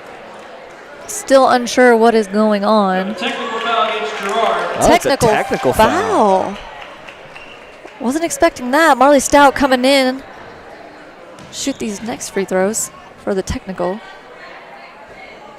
Drains first. Still unsure what all happened there. I'm not sure what the cause for the technical foul was. I don't think it was on Herlocker, Coach Herlocker. No, okay, so when Keller was coming out, I saw that she came out before the person went in, so I don't know if her coming out before the person going in affected anything, but now it'll be Frontenac ball. I think I'll just remain in confusion, but we'll put a pin in that one. Yep. McGowan goes 1 for 2 from the line after her initial free throw as well. So 2 for 3, I suppose. And Raiders have possession now. Stout up top, passes it off to Sullivan. Sullivan gets it over to Stout once more. Screen from Sullivan. Adolph picks up Stout. Now back to Lakin Sullivan. Stout up top, a slow-moving possession here for the Raiders. We need to get going. Let's go. Clock not quite an enemy yet, but it's getting to that point where you got to start playing against it. Stout driving through the lane, and it's blocked by Boatman. Blocked by Boatman. All that work. And that is a sour possession for the Raiders. You want to come away with points, especially after the technical foul. Try and get on that momentum. Boatman drives through the lane, passes out Sisney. Now to Kester. She'll back it out. Stout bringing the pressure with it. Poked away by Stout. Handed off. Now ran up top, asking for help. Gets Adolph in. Sisney over on the wing. We have Frontenac playing man, really slowing down the Trojans. It's a switch from that zone defense they were playing. Girard plays a game of pinball inside and will be fouled and sent to the line. Foul's on number 34, Marley Stout, her third. That is Stout's third. To the line, shooting to number 11, Girard Adolph. Coach Field's gonna, I saw him. It looks like subbing in 3 freshmen. Yep. We have Reese Franklin coming in. Maddie Bland. And Brecklin Condon coming in. Brecklin getting a few minutes this year. Hasn't got a ton, but when she is, she's a little fiery. That's good. You got to fight for your spot. You got to fight for your right to party. Too soon. Sullivan passes over to Franklin. Franklin driving through. A nice running floater is no good. Sisney comes down with the rebound. And then there's going to be a foul as well, so Sisney will be sent to the free throw line. Foul's on number 10, Casey McGowan, her second. To the line, shooting to number 10, Marley Sisney. It's been an odd third quarter. I still want to know what that technical was. I know. I'm going to go ask Coach Herlocker. You can see him there and embrace with the referee. Now they're hugging. Maybe it wasn't. Maybe it was on Brad. You never know. He'll plead his case until the end of the earth, though, so. I like it. Yep. Got to fight for your team. Sisney knocks down the free throw, and the Raiders, with just 40 seconds to play here in this third quarter, trail by 14. That pass over the top. Franklin silly saves pass. Who was she throwing it to? I think with that defense the Trojans are playing, where they have those two people sucked up, they've been going over the top every single time, and it's worked so far, but a lot of the time they've been passing to Marley Stout or Addie Myers up top. That one just goes over the top. Walker comes in for Boatman, giving Boatman a rest for these last 30 seconds. Walker's played really well for you guys this year. Yeah, she's had almost a quiet, like she comes in for some spare minutes, but when she comes in, she really puts a lot of effort into it, picks up a lot of solid rebounds, and strong. Very strong, but kind of a bowling ball down low, so to speak. Oran with 10 seconds on the clock. Sullivan guarding tight. Gets a screen from Walker. She'll go straight into the contact, puts up the bucket, and it's good. And it's good. It's been that kind of quarter for the Trojans. Foul number 10, Casey McGowan, her third. To the line for the and one, number 22, Carson Oran. For the and one. Wasn't good. No good on the free throw. Just 3 seconds to play here in the third quarter. Sullivan has it. She spins around, throws at the shot. It'll be good if it goes. And it is. Freshman Lakin Sullivan drains the three. Put up a heave. Send it to review.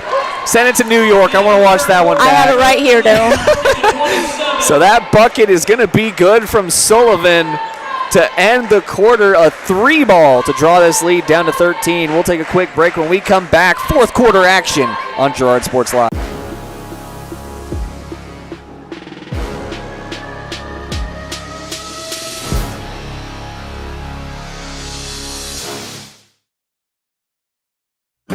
A partner in your fields and in your success. That's what you get with Murphy Seed. Channel seedsman Matt Murphy knows your fields and can recommend the elite seed products designed to perform in your area, maximizing the profitability of every acre. With Murphy Seed, you'll get year-round, hands-on, customized service. To learn more, call Murphy Seed at 620-249-6419. Your partner at every stage. Matt Murphy and Murphy Seed.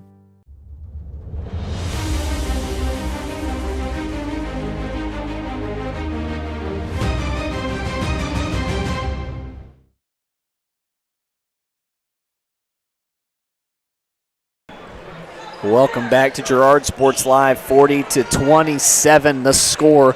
Trojans got out to a big lead in that third quarter. Were able to pull away just a little bit, but that three there from Lakin Sullivan to end the quarter, a chance to ignite some spark in the Raiders and try and mount a comeback and spoil this Saturday.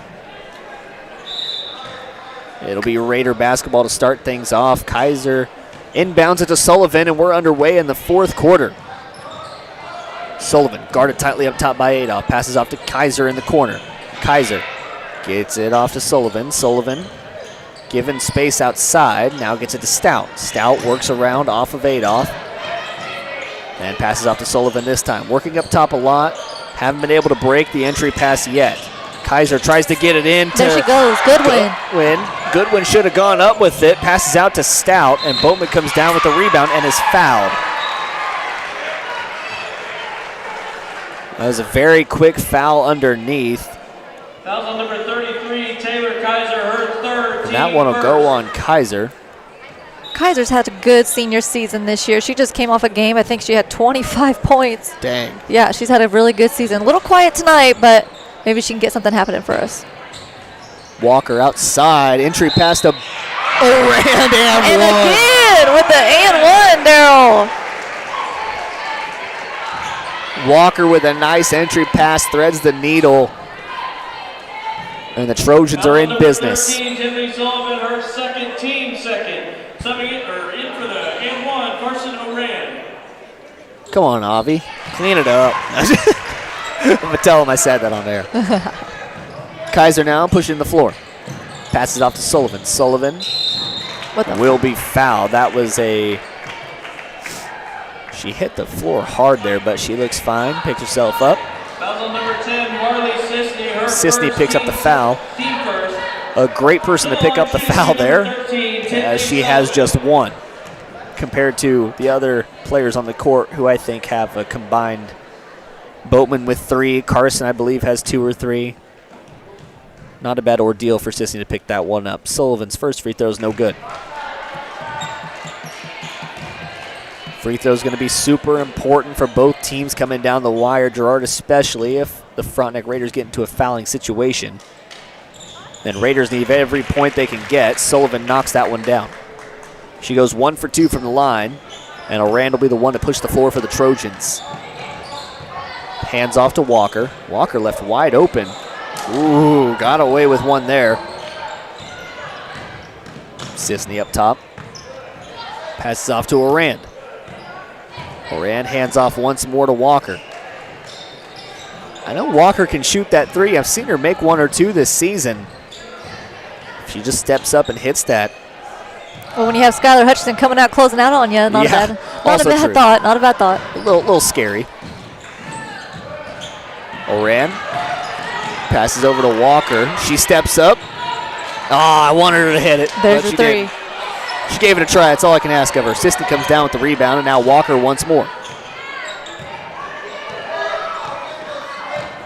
Hutchinson directing traffic, telling Sullivan to get out on Adolph. She will, too. Sisney fakes, gives off to Walker.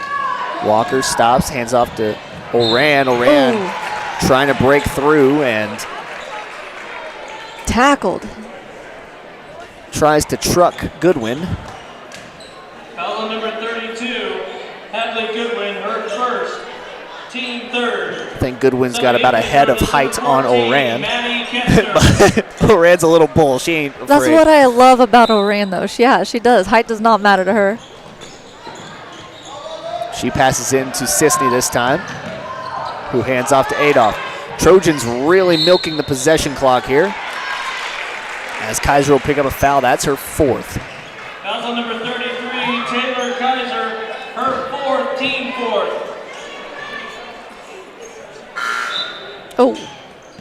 They got it off. Orand gets the inbound and has it stripped away from her by Sullivan. A battle for the ball. Everyone's on the floor, and that was a crossbody. Fans not happy about that one. Coach Herlocker wants a flagrant. She was just going after the ball. Yeah, she was just going after the ball. I don't think that's intentional at all, but hey, if you knew these girls, that was non-intentional at all. No, not intentional at all, but they collided. Adolph walks it off like it's nothing, no problem. I don't know about you, Daryl, but this feels like a Friday night game now. The energy's starting to come alive. 43-28 is our score. Full timeout for Coach Herlocker. We'll take a break with them. You're watching Trojan basketball on Girard Sports Live.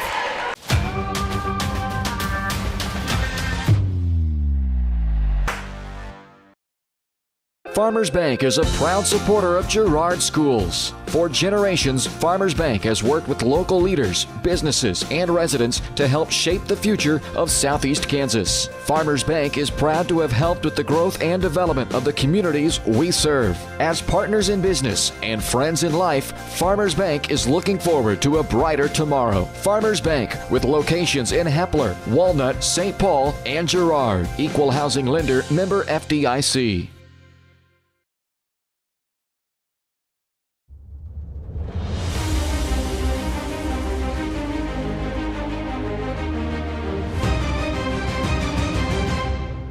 Yes, you did. Welcome back. 43-28 our score. Adolph about to shoot free throws after a collision on the floor between her and Sullivan. Both players are fine. Walked it off just fine.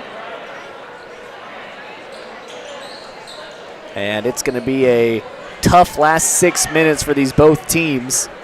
Both teams coming off a game last night where both games were a bit out of reach for either team. Frontenac falling short to the Colgan Panthers, and the Trojans having a big win over the Baxter Springs Lions. Adolph goes 1 for 2 from the line. Sullivan pushes the floor. A nice screen, but it's managed to be poked out by Oran. And it will be Girard basketball.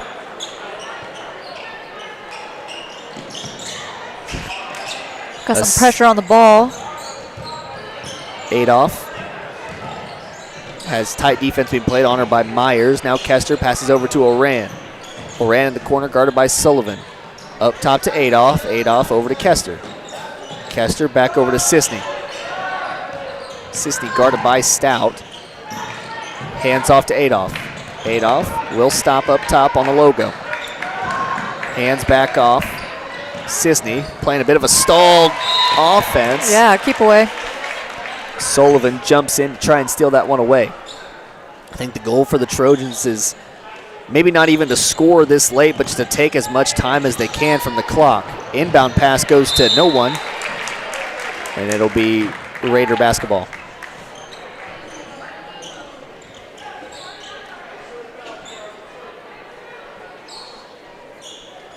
I see a stray Luke Nigaman walking in the building. Luke and Kinley Smith. Both doing great in Girard athletics. Great Girard alum. Now Gorilla Athletics.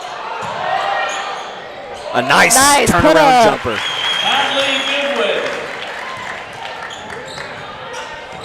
Down the block, and that's how you got to get your buckets. You got to do it quick, and you got to have good defensive possessions here on out. I know Frontenac needs to have some good offensive possessions here because Girard's trying to play keep away. That was a good defensive break there. Trojans will maintain possession, though. Under 5 to play in the game. Inbound into Oran. Sullivan flies by. They're going to have the advantage coming down, but I don't think they intend to go and score off it. Sisney up top over to Kester. Kester has tight defense being played by Goodwin. Sets a screen on Hutchinson. And Boatman working off that, passes out to Adolph. Goodwin's really keeping up with Kester. Kept her quiet tonight. Yeah, it's been a combination of her and Stout that have been guarding all night long. And they've held Kester to just, 2 points? Kester has 5. Oh, 5. Still a quiet night for her. She had that 3 on the outside I forgot about, and then those 2 free throws as well. Yep.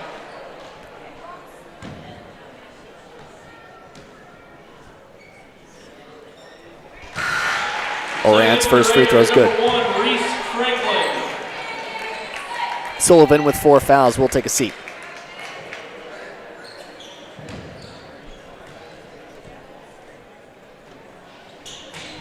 Second one's good. 2 for 2 from the line for Oran.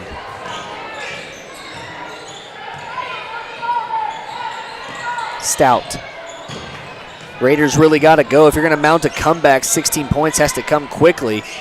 Skylar Hutchinson wide open at the top. Tries to work Bowls the it in. lane. No good, though. Circus shot bounces off the back. We're going to have a held ball. So it'll be Trojan basketball. Can't have empty possessions. With just 4 minutes to play, that clock is quickly becoming a factor. Frontenac's trying to press. Trojans need to get it up the floor. Yeah, that's going to be is it 10 seconds now or is it 8 seconds? I can never remember. I think it's 8.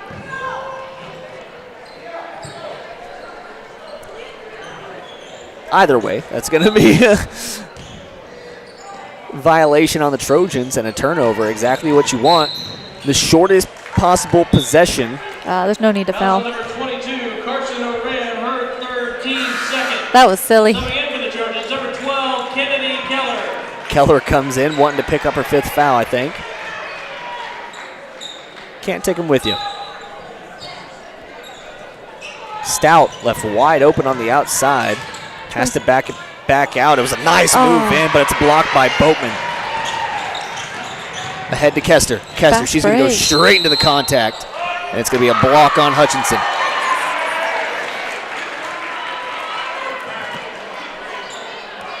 Foul on number 23, Skylar Hutchinson. There was no move whatsoever. She was going straight for it.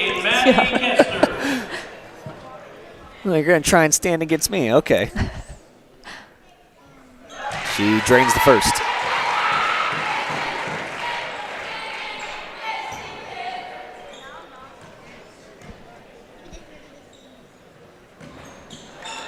Second from Kester, no good. Goodwin comes down with the rebound, and here come the Raiders ahead to Hutchinson.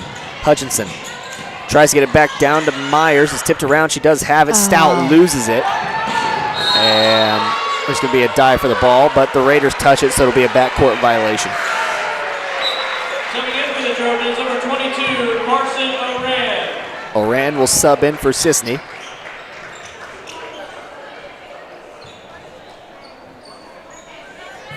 We're only down 17 if we could quit throwing the ball away. 17, a large margin. But points come quickly. Raiders been able to score in spurts tonight. Boatman up top, guarded by Hutchinson.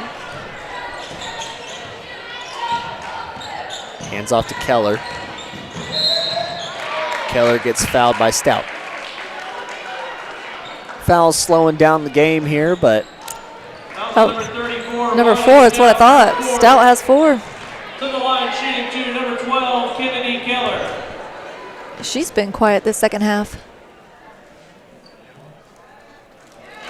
Got a majority of her scoring back in the first. Number 13, Tinley Sullivan, and number 33, Taylor Kaiser.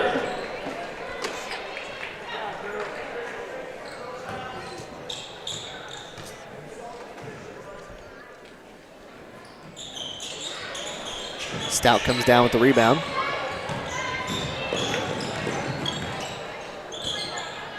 Passed off to Sullivan. She launches a 3, and it's no good. Rattles around. Boatman comes down with the board. Oran off to Adolph. The Trojans' sense of urgency has definitely dwindled here. And it's stripped away by Kaiser. And once again, poked off by Oran. And I think Oran's going to be the one to pick up a foul. Foul's on number 22, Carson Oran, her 14th third.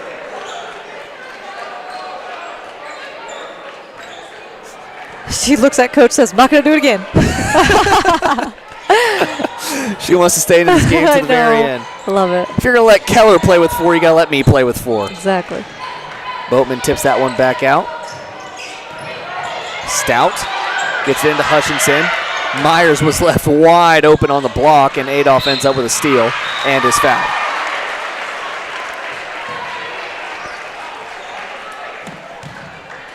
So this game's kind of just starting to fall apart. for both teams. It's just Skylar Hutchinson fouling out of the game. She had a good game. that's going to be a huge loss for the Raiders. She only scored 4, but she was strong. She's one of those players that's a constant threat for the Raiders more than anything. She doesn't need to really put up those points. It's kind of the same as Kester's been in this game. Yeah. You just know she's there on the outside, so you have to respect it at all times, even if she's not putting up the numbers. Adolph sinks the first.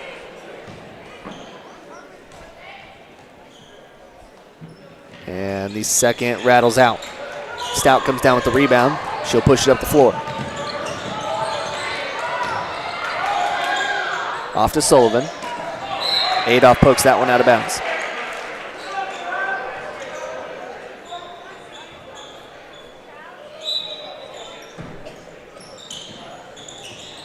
Inbound to Kaiser. That ball's rolling around. Sullivan. Travel. Will be called with a travel.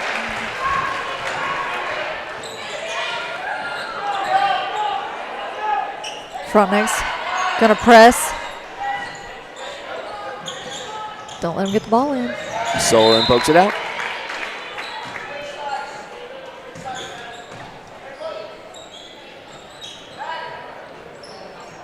Oh, power outage. Yep, We're still live though. Someone must be standing on the light switch over there. Get it, Mr. Schwartz.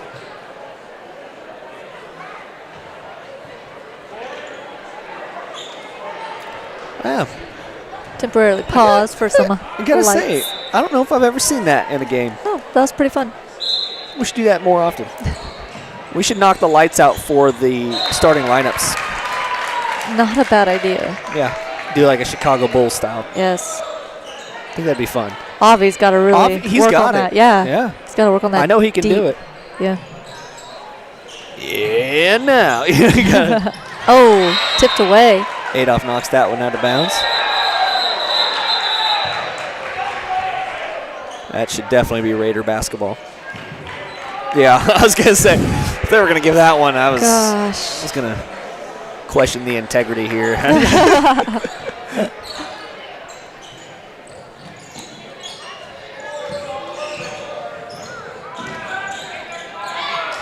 Passed off to Stout up top. The point's got to go, and they got to go quick. Yep.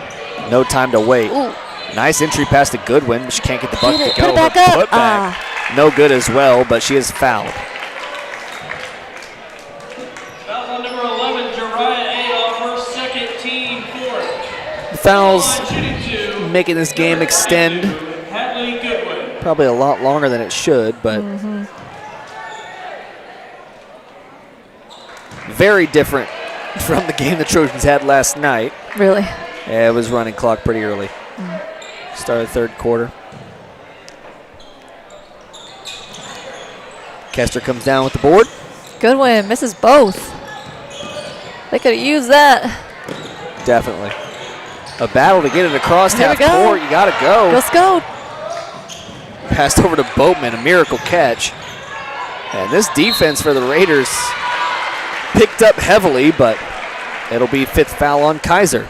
Fifth foul. So Foul on number 33, Taylor Kaiser. I mentioned the Raider depth chart. We're going to get a good look at it, I think.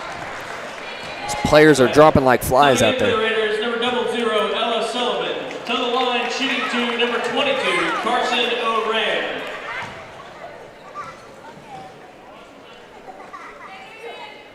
First one's good for Moran. Rand has 15. A good game from Moran. She Good game. doesn't normally light up the scoring totals, but is She came out firing with that 3 too. Yeah. She let it know. That one's poked away by Keller. Boatman ends up with it. Passes off to Kester. Bucket no good. And a miracle play inside to Stout. There's no reason to foul there. But that'll be Keller's fifth. I think she just wanted to foul out. I don't want to play anymore. I'm tired of this, Grandpa. That's too dang bad. Subbing in for the Trojans, number 10, Marley Sisney. Keller finishes her night. A quiet night for Keller. With only one. 1 point. One free throw. She had one steal and one assist. lighting up the ones. Last night she had an amazing game. She was, I believe, second in scoring for the Trojans. I don't remember her exact total, but she had 5 steals, 5 rebounds, and 3 assists. She really did it all last night for the Trojans. Number 10, Casey McGowan. Keller, if I remember right, is a huge cross-country stud. Yeah, she was athlete of the Only getting year. 1 on that course, too. Yep. Athlete of the year, I believe, for cross-country, according to the Morning Sun, of course. A huge honor bestowed as it's been a while since the Trojans have lit up that girls cross-country total. It'll be just 30-second timeout. We'll keep it right here. Yeah, Keller had a great season in cross-country. Coach Logue always does a fantastic job with the track and cross-country program. It's a reason it's been so dominant for so many years. Of course, his daughter, Kaylee, was lighting it up in high school and then went off and won 3 Big 12 championships, and now she's off running for Team USA. She's doing it all outside. Cormac Logue, Mr. Logue's son, was having some great seasons out at South Dakota State. I mean, that track program has just produced tons and tons of athletes. I mentioned Kinley Smith earlier, who's a long jumper now out at Pitt State. So many players go on to continue their career in track and field, and you guys got to commend You definitely have to tip your hat. Yep. And it all starts also with Coach Clevenger down in the middle school program as well. Yeah. And then also he has that Warrior Track Club, and it just allows so many people to get a chance to run, and it really builds up this program from the start. Less than a minute to go here, and Frontenac's defense is backed off just a little bit. Casey McGowan after it. Kester gets it back. A little frustrated, I think. I don't know if she wants to touch the ball again. Hand it off. That one is going to be a foul on Alana Sullivan. Foul on number 2, Alana Sullivan, her first. And so that'll be free throws. Free throws, free throws, free throws. Oh, Rand's been good with her free throws tonight, though. That's who I'd want at the line.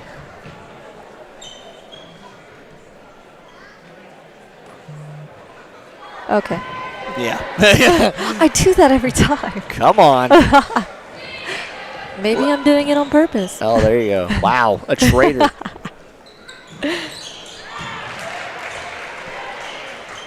Well, with 35 seconds to play, all hope has been lost. Easy. With a 20-point lead currently for the Trojans. Raiders trying to get a couple good offensive possessions here. One last good one to put them into next week and get them ready for sub-state as well. Who do the Raiders play against next week, Hope? For the first round of sub-state? Or next Tuesday. Do they have any games next Tuesday? Yes. I'm not sure who. I know that their first round of sub-state, they have Jayhawk Lynn. That'll be a tough opponent for them. Trojans able to get the win tonight. A lot cleaner fashion than the last time these two teams met up, but still able to get the win nonetheless. They defeat the Frontenac Raiders 51-34. We'll take a quick break. When we come back, we'll have the Eastside Cafe post-game show. Take a look back at some of those stats, how the game devolved, and if we had any double-doubles, which I don't believe we did. None of our players got to rebound totals. It was kind of a joint effort on the defensive and rebounding side.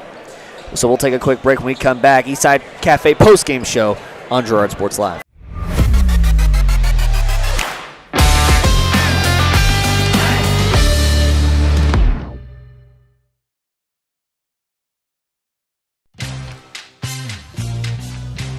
Tries to make something out of nothing. The Trojans all over him. It's going to be a big loss on the play. A Trojan sack means $1 short stacks at Eastside Cafe. Kick off your day with a hearty breakfast or take that midday break at Eastside Cafe. And this fall, when the Trojans get a sack, you get $1 short stacks the next day. Eastside Cafe, a favorite of the 4 states winner. Go Trojans from Eastside Cafe. Hello, 4 States. This is Jay Hatfield with the Jay Hatfield Auto Group. We've been serving the 4 States area for over 29 years, and we now have 6 locations which offer Chevrolet, GMC, Ford, and Chrysler Dodge Jeep Ram. Each of our locations is operated by a J. Hatfield family member or managing partner. At J. Hatfield, we're here to earn your business and trust. We have approximately 300 pre-owned and 300 new vehicles in stock or on their way, and we're making deals. Come see us at J. Hatfield location today and let us make you part of the J. Hatfield family. The first one here is a 2017 Ford Focus with only 21,000 miles. That one's not for sale though. I'm going to probably keep that one. Hi, my name's Eddie. 2016 Chevy Malibu with only 13,000 miles, but I might hang on to that one too. So let me show you the next one. Ford F-150, but that one's going to stay with me too. So let's go down to the next one here. Hi, I'm Eddie. 2017 F-150, so we have 3 of them. I could probably let that one go.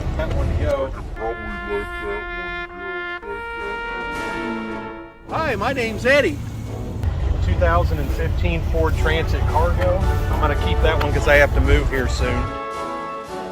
But the rest of them, you're welcome to come out and look at. And I think you'd like a lot of them.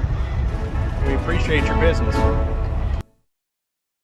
Farmers Bank is a proud supporter of Girard schools. For generations, Farmers Bank has worked with local leaders, businesses, and residents to help shape the future of Southeast Kansas. Farmers Bank is proud to have helped with the growth and development of the communities we serve. As partners in business and friends in life, Farmers Bank is looking forward to a brighter tomorrow. Farmers Bank, with locations in Hepler, Walnut, St. Paul, and Girard. Equal housing lender, member FDIC.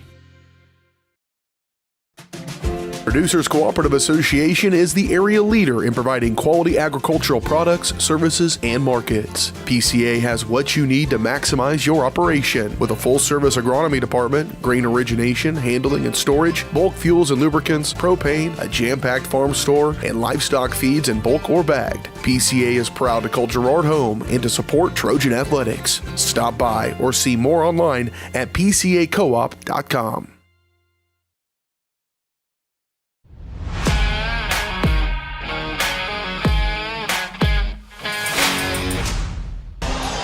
Welcome back, ladies and gentlemen. Eastside Cafe post-game show brought to you, of course, by Eastside Cafe.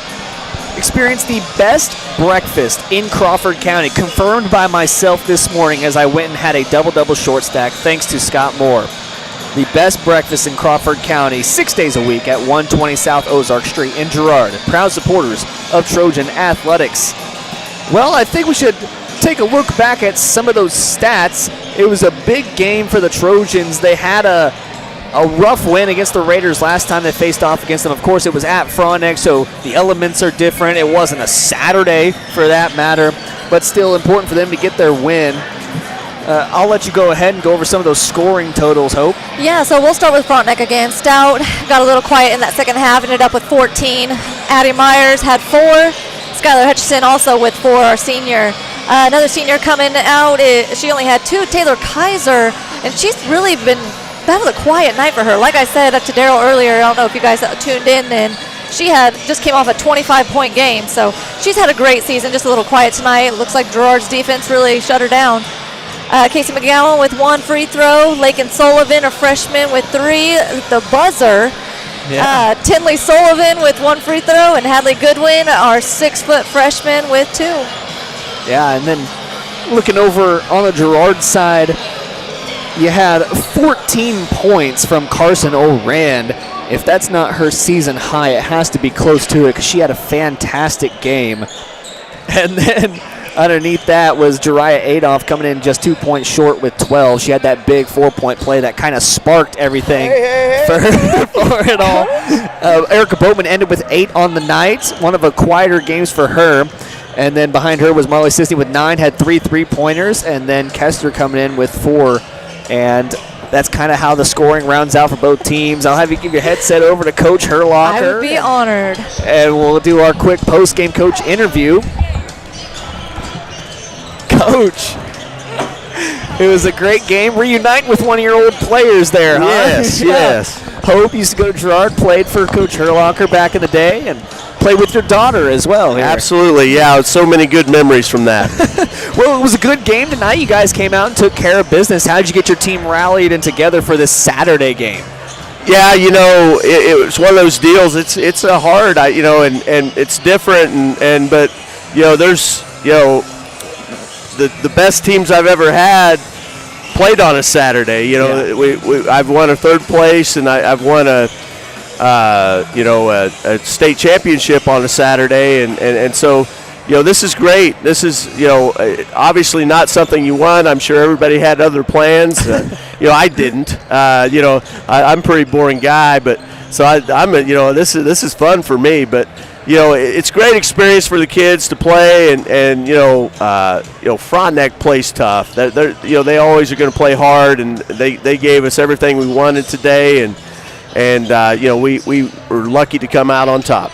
Yeah, you mentioned playing on a Saturday usually means you're playing for a state championship or a runner-up or a third place.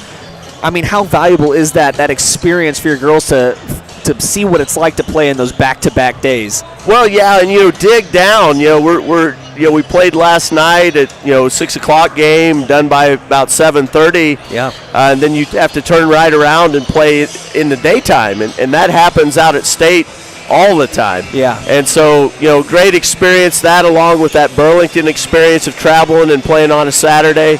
It's been a really good year for us, and I feel like we're seasoned. I feel like we've played a lot of good basketball teams and just feel real good about the overall group.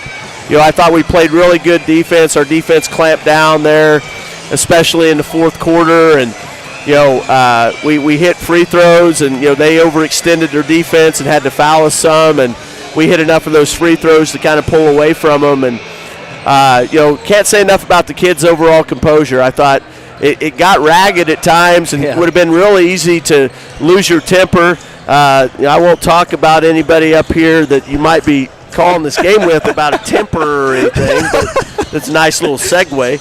But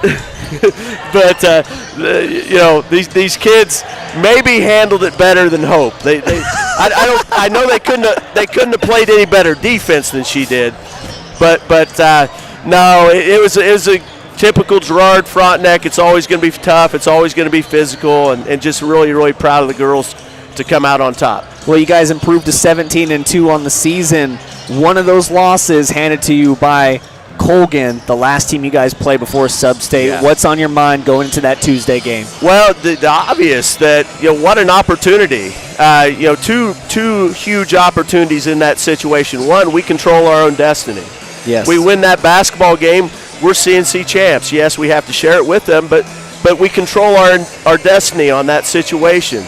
The second part of that is we're playing the number one team in 2A. Yes. And every night out, I've watched all the games they played.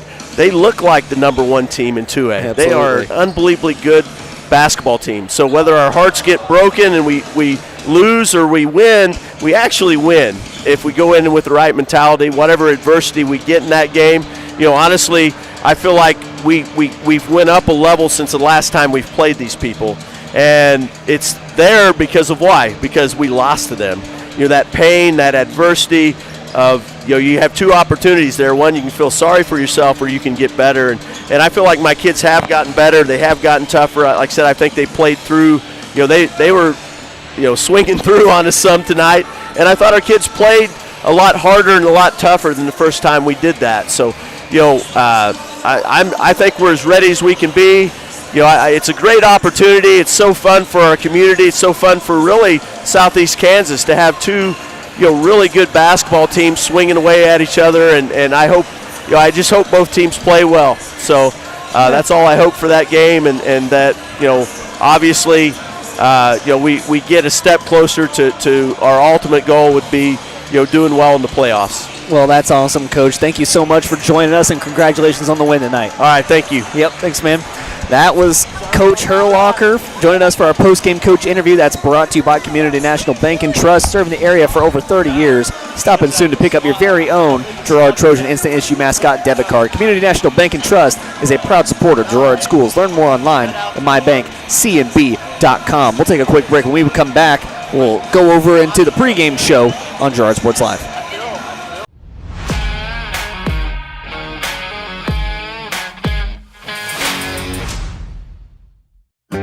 a partner in your fields and in your success. That's what you get with Murphy Seed. Channel seedsman Matt Murphy knows your fields and can recommend the elite seed products designed to perform in your area, maximizing the profitability of every acre. With Murphy Seed, you'll get year-round, hands-on, customized service. To learn more, call Murphy Seed at 620-249-6419. Your partner at every stage, Matt Murphy and Murphy Seed. Hello, Four States. This is Jay Hatfield with Jay Hatfield Motorsports. We've been serving the Four States area with motorcycles, ATVs, and side-by-sides, plus offering you parts and service since 2005. We have 2 convenient locations, Pittsburgh and Joplin, selling quality brands such as Polaris, Kawasaki, Yamaha, Can-Am, and Suzuki. Jay Hatfield has a huge inventory available for immediate delivery. We offer financing options and an extensive selection of accessories.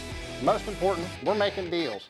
Come in and get your fun started today at Jay Hatfield Motorsports in Pittsburgh or Joplin. Unbelievable amount of devastation. I've never seen anything like it. We had a beautiful barn that was gone in 20 minutes. Farm Bureau stepped up right away and said, hey, we got you and we'll be there for you. We were taken care of. Now we could get on to repairing and rebuilding. I tell everybody about Farm Bureau. We're fortunate to say we have good coverage with good people doing it. Contact Judd, Lori, Lisa, or Amber in Girard for all your insurance needs. You've heard go big or go home. At Big Iron Auctions, you can go big from home. With thousands of pieces of equipment, active auctions, bidding at your convenience, and an easy-to-use site, BigIronAuctions.com can help you grow big. Call Tyler Jackman at 620-404-8115 to see how Big Iron Auctions can help grow your operation. Bid now, list now at BigIronAuctions.com. From the phone call to the service call, Roto-Rooter is there with fast and reliable sewer and drain service. From repair and replacement to septic and grease trap pumping, Roto-Rooter is here for you. With video inspections, Roto-Rooter can identify the exact issue to get the repair done quickly and correctly. Complete sewer line repairs or replacements, Roto-Rooter has you covered. Serving Crawford, Bourbon, and Cherokee counties, Roto-Rooter, 620-231-5630. Community National Bank and Trust has been serving the area for more than 30 years with a strong commitment to the highest quality leadership and banking services. Missing that human touch with your bank? Come talk to a real person at Community National Bank and Trust. We're your local bank that's small enough to know you, yet big enough to offer the best products. Community National Bank and Trust, federally insured, locally awesome. Member FDIC.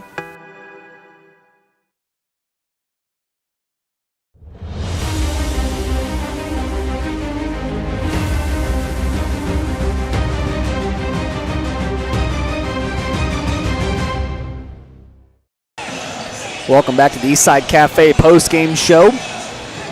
Girls win tonight, 51-34 over the Frontenac Raiders.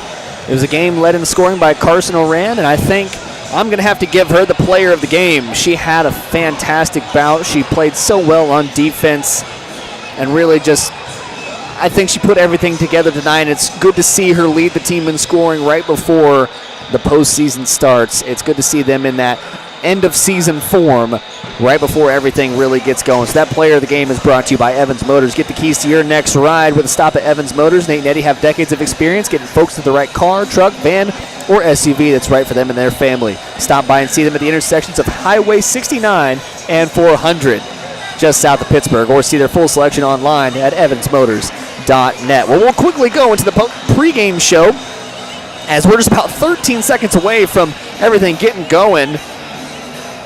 Community National Bank and Trust pregame show here on Girard Sports Live. Sorry. You're fine. Hope. Oh, I mean, what do the Raiders got to do to sweep the series here against the Trojans? Sweep the series here against the Trojans? Yeah.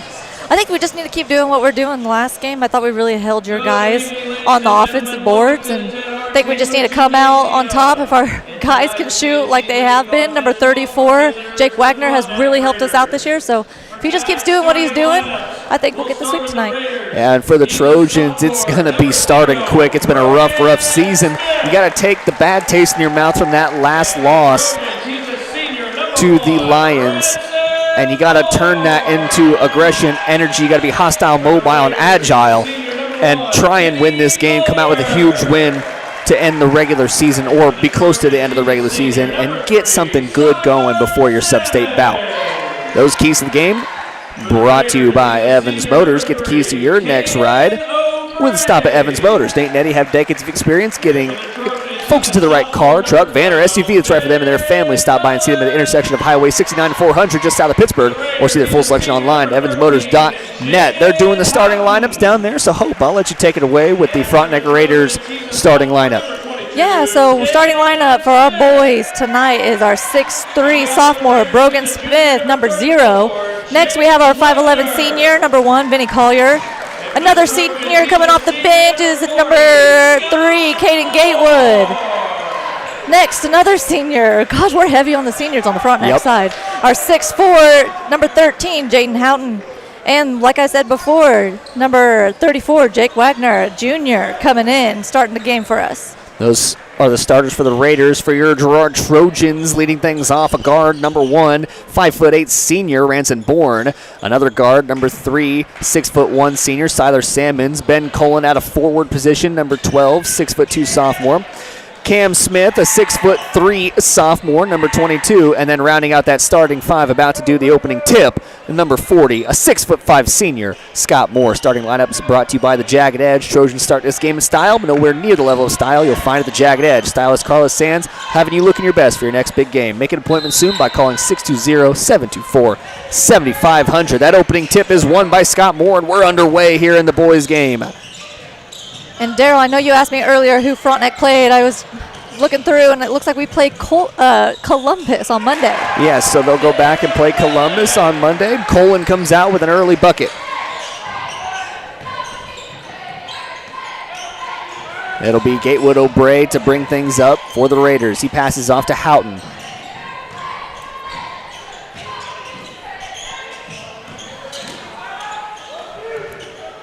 All right, I found my pen. We're good now.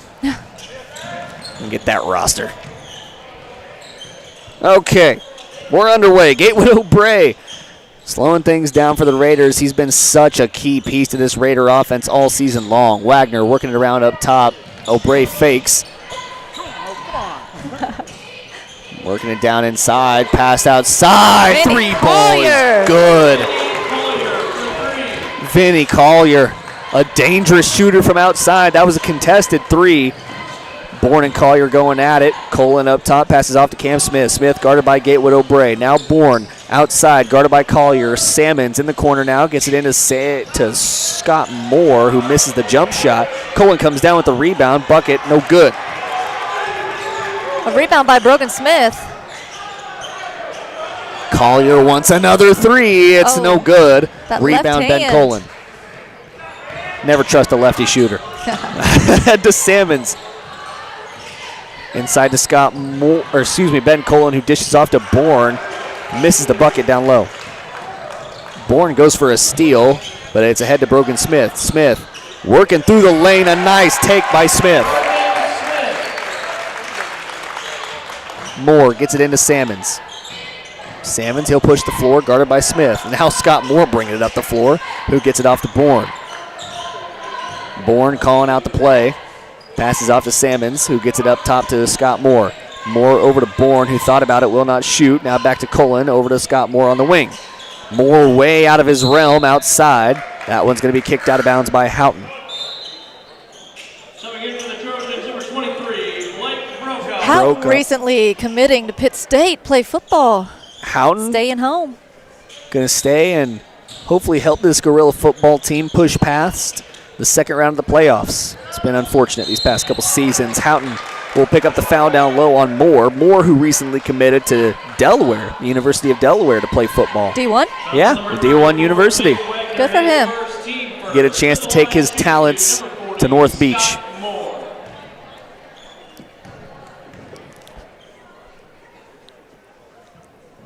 Moore's first free throw is good.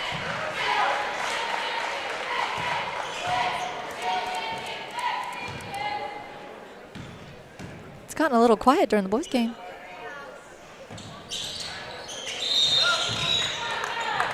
There's a Battle for the ball. We're going to have a reshoot. So one of the Raiders players crossed the line before that ball hit the rim.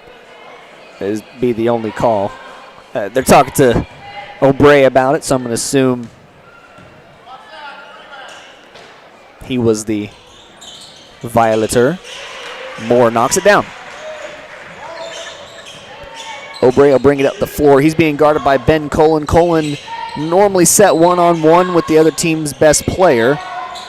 Or score. Oh, Vinny! Vinny Collier is feeling it to start things off. Brokoff catches the inbound pass. Smith gets it back, and he'll push it up the floor. He's guarded by O'Bray. Gets it off to Colin, who gets it over to Bourne. Bourne on the wing, working on Collier. Tries to drive it inside. Step back shot, no good. Just short. Gets his own board. Passes out Scott Moore over to Smith in the corner. Corner to Smith, working inside. Has it stripped away by Smith. Smith pushing up the floor quickly. Spins into Moore. It rattles out, no good, and then Houghton and one.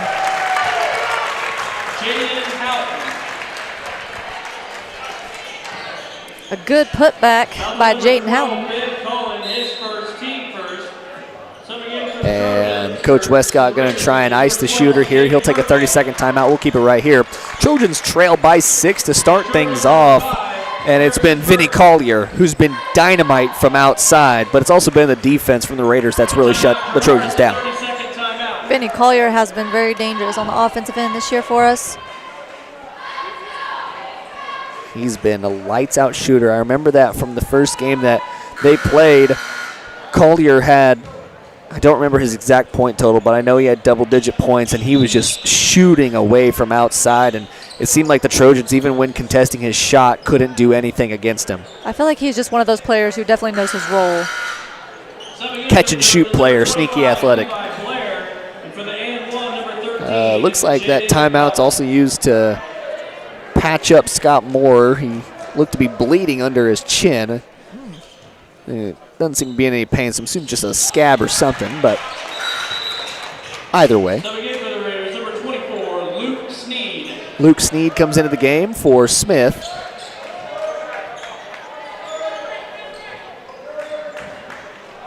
We're going to press on the go. Ahead to Bourne. Bourne has a free ride to the bucket. He's tracked down by Collier, but he makes the bucket go. O'Bray ahead to Collier. Collier steps back, passes back out to O'Bray. O'Bray fakes one way, tries to dribble inside on Colin, and that will be touched last by Smith.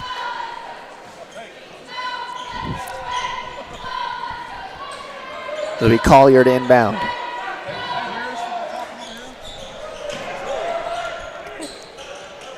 Over to Sneed. Fakes one way. Gets it up top to Gatewood O'Bray. Just over 4.5 minutes to play here in the first quarter. Houghton up top. Gets it over to Sneed in the corner. Now over to Houghton. Nice Good pass. dish. Good pass. Murphy comes away with the bucket after the nice dish. Raiders back off after the initial break of that press. Burke over to Colin, now to Smith up top. Bourne on the wing. He'll fire a three. Hesitated on the shot, and that's no good. Passed up to Collier. He'll step inside. What a take to the bucket. Can't get the bucket to fall, though. Burke comes down with the rebound. Bourne to Colin. Colin over to Burke in the corner. Back up top to Bourne. He'll pull up from the elbow. His shot short again. Sneed comes away with the rebound. He's pushed quick. O'Bray has it now. He'll go up into the contact of Smith and make the bucket. And that's going to force Westcott to take another timeout. It's 30-second timeout. We'll take it with them. You're watching Trojan basketball on Girard Sports Live.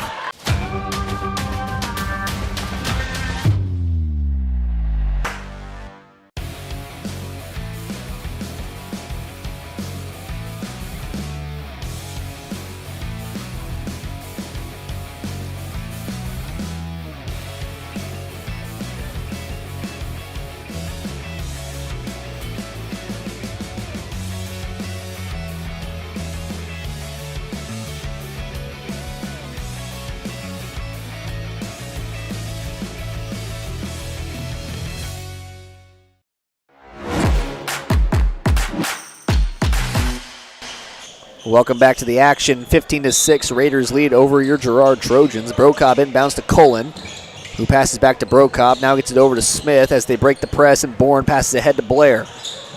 Blair in the corner. He'll take a drive to the basket, go up against Houghton.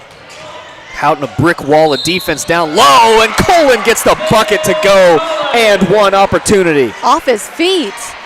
Dang. He bounced off of Houghton down low. Was still able to get the bucket to go. For the and 1, number 12, Ben Cohen, subbing in for the Trojans, number 40, Scott Moore, and for the Raiders, number 34, Jake Wagner. So Wagner will return. Let's see if we can get an and one here.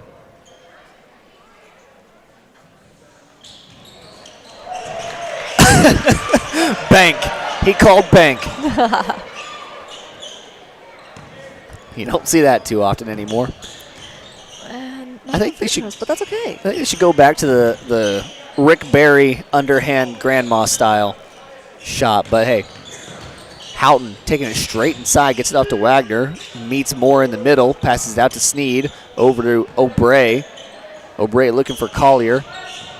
Collier, a threat to shoot at any moment. Houghton passes it over to O'Bray. He wants a three ball in the corner. That one bounces off top of the backboard. And Sneed comes down with the rebound. Collier steps back, gets a screen from Houghton. He'll back it up. Good help defense being played by the Trojans. O'Bray up top. Spins through, running floater, no good. I think he knew that shot wasn't going. He lasers it off of Moore's chest, but Moore able to recover. Smith into the corner for Brocob. Contested three, no good. Rebound by Houghton. Oh, Vinny Collier loses it. Back to Wagner. He was caught too far underneath the basket, trying to draw a foul down low, doesn't get it called. Now it's back up to Bourne at the top of the key. Now Brocob over to Cullen on the baseline. And Bourne is so quick off the dribble. We're going to have a 3-second lane violation. Yeah, we've talked about it a few times this year, Josh and I, that Bourne looks like a little water bug out there a lot of the time. He's able to just take off so quickly. Something that most Bournes have in common, I'd say. Collier up top. Gets it off to Sneed. Sneed back over to Houghton. Houghton now to Collier. Thought about it. Will not shoot. Gets it over to Wagner. Slow moving offense so far. Smith, he'll drive inside. Cullen there to try and strip it away. Wagner comes away with it. He'll stop on the baseline. I was going to say, I think Coach Barcelona would agree with you. Smith, his three ball from the corner, no good. Fight for the board comes down to Wagner. And that ball has been on the floor for a solid while now. We're going to have a jump ball, and it'll stay on the Raiders' side. That was Brogan Smith on the ground fighting for it. Coming in for the Raiders, number 11, Julius Courtney. Here comes another senior, Julius Courtney, for Vinny Collier.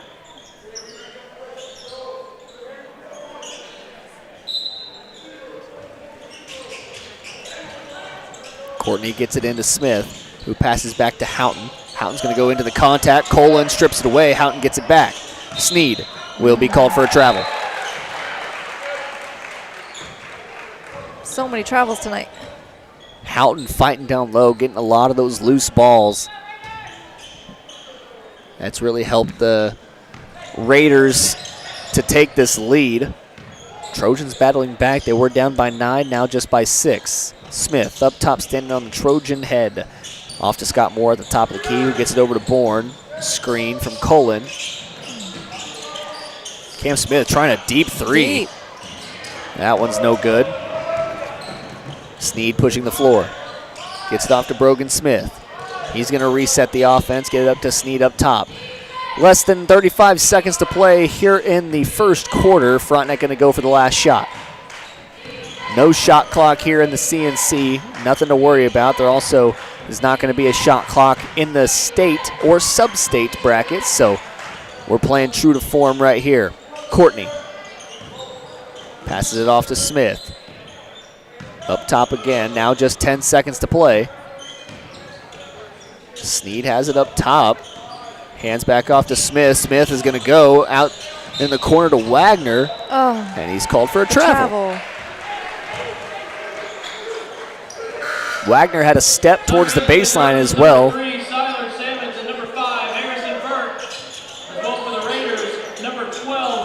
Burke and Salmons enter the game, and the Raiders going to try and stop any half-court heave with this full-court press. Over to Brocob. He'll heave it. Sails over the top of the backboard at our photographers. End of the first quarter, 15-9, Raiders lead. We'll take a quick break. When we come back, more Trojan basketball on Girard Sports Live.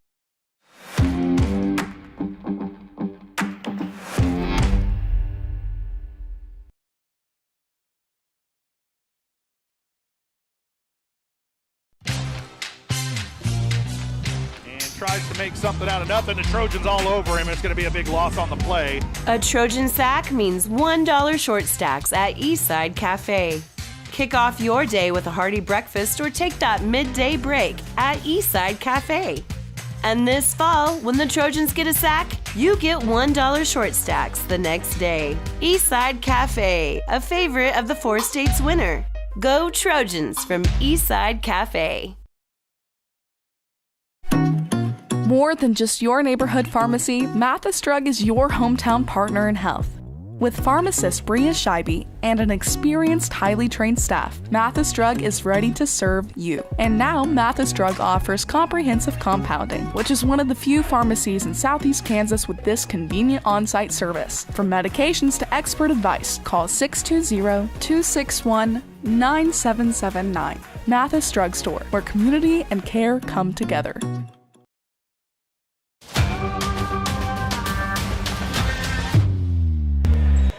Welcome back to the action. Trojans with the ball to start the second quarter. 15-9 is our score. Raiders lead it. Burke, turnaround jump shot, no good. Houghton comes down with the rebound. Gatewood O'Bray pushing the floor. Gets it off to Collier. Bourne guarding Collier tight. Collier able to shoot from any range, so you got to extend your defense way outside the perimeter. O'Bray going to work. And it's blocked by Brocob. Smith guarding more outside. A good job by Burke to get that one knocked out. It goes off Wagner's hands. I thought that was off Girard. Yeah, it looked like maybe Burke got his hand in there, but ref's going to give the ball to the Trojans. It's inbounded to Moore. Off to Brocob.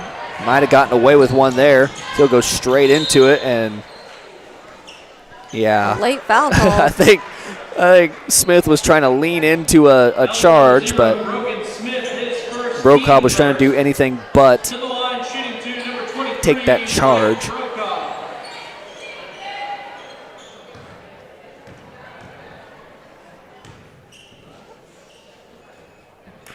First one off the back iron, no good. They called that on Brogan. That's his first foul. So it was Smith who tried to lean into that there, took the contact, and then sends Brocob to the line. But it'll end up being a good foul if Brocob can't execute here. He will make the free throw, however.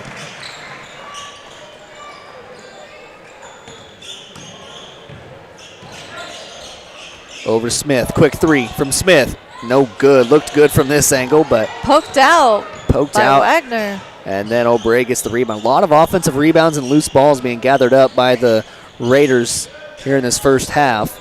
Houghton gets it outside to O'Bray. O'Bray, he'll launch a three, and it's good. O'Bray for three.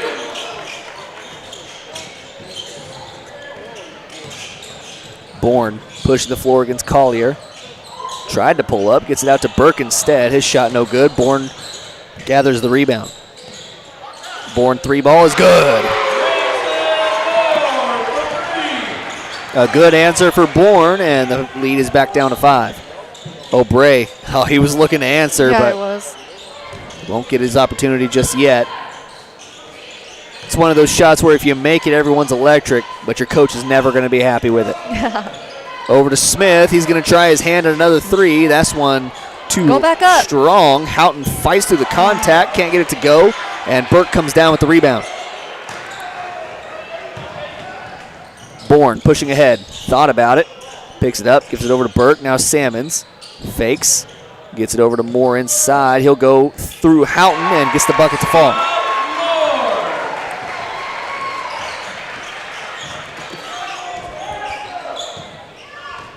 O'Bray passes off to Collier. Fakes one way, dribbles off. Now backs up. He's going to go ISO on Bourne.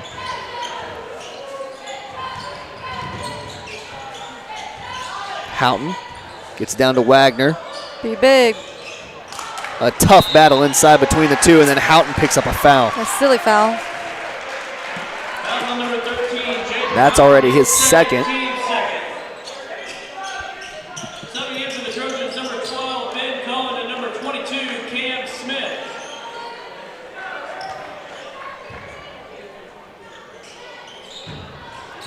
Smith receives the inbound, passes it over to Moore, over to Colin in the corner. Now Smith at the wing. Bourne outside. Steps back, his shot, no good. Off the mark, bounces around, and O'Bray with a burst of speed. He'll push down the floor, go straight into the contact, and Colin will pick up a foul. Fouls on number 12, Ben Cohen, his second team first. To the line, shooting two, number 3, Caden O'Bray.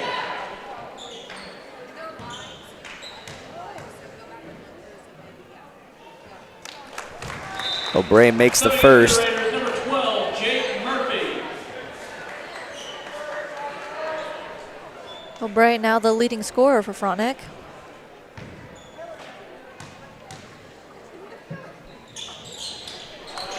Sinks them both. Smith pushes it up the floor, gets it ahead to Colin. Now inside to Moore. He'll go battle with Houghton. Needs to go into the contact towards the bucket. Good rebound by Brogan.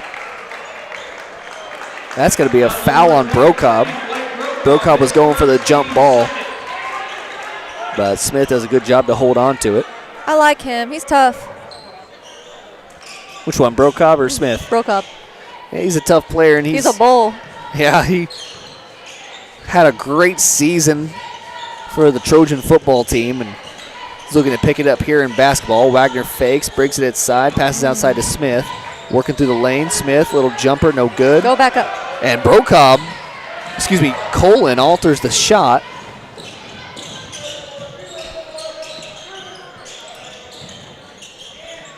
Brocob wants a three. It's no good. O'Bray fakes.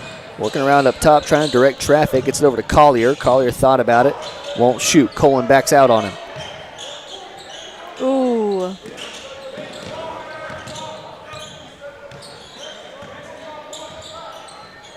Over to Smith, inside to Wagner.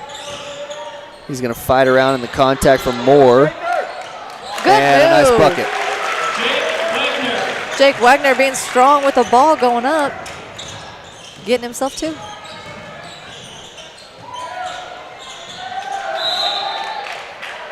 This one will stay on this side.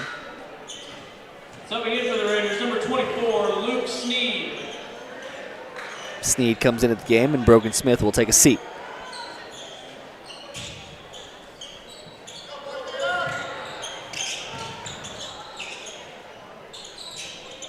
Bourne outside, gets it up top to Smith.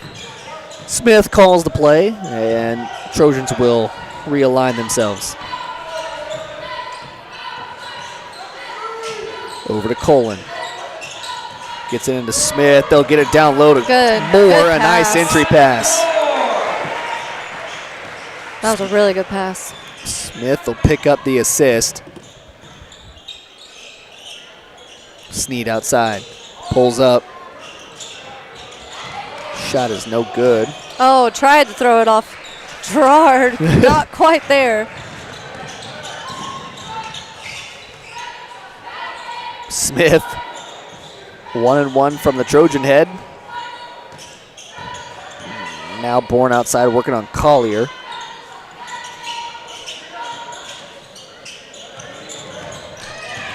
Cullen backs it out. Should have taken that one up against Sneed. Brokob wants a three. That one's off. Wagner with another rebound.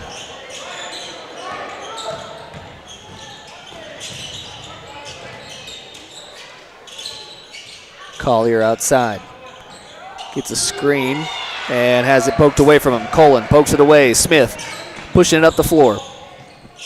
Dishes down to Bourne, and Bourne goes up amongst the trees. Can't get it to fall.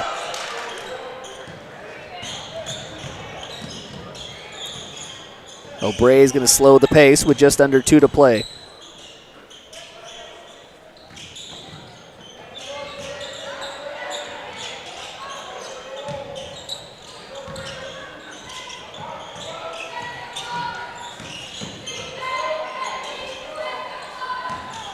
Frontenac's trying to get something going on offense. Vinny Collier, no good. Smith comes down with the rebound. Passes it off to Brokob. He'll go into the contact from Wagner and can't get the bucket to go.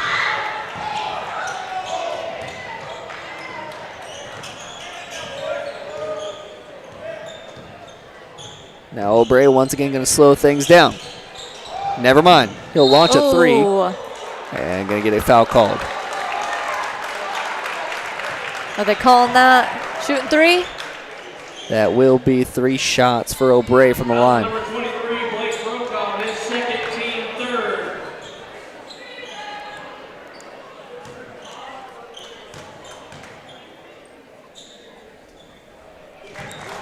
To the line, shooting three, number 3, Caden O'Bray.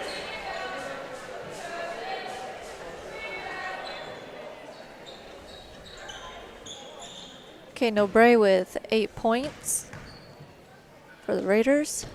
Make that 9. Coming in for the Trojans, number 3, Siler Salmon. Leading scorer for him so far, really getting it going on the offensive side.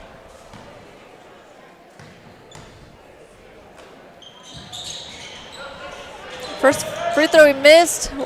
Wagner gets the rebound.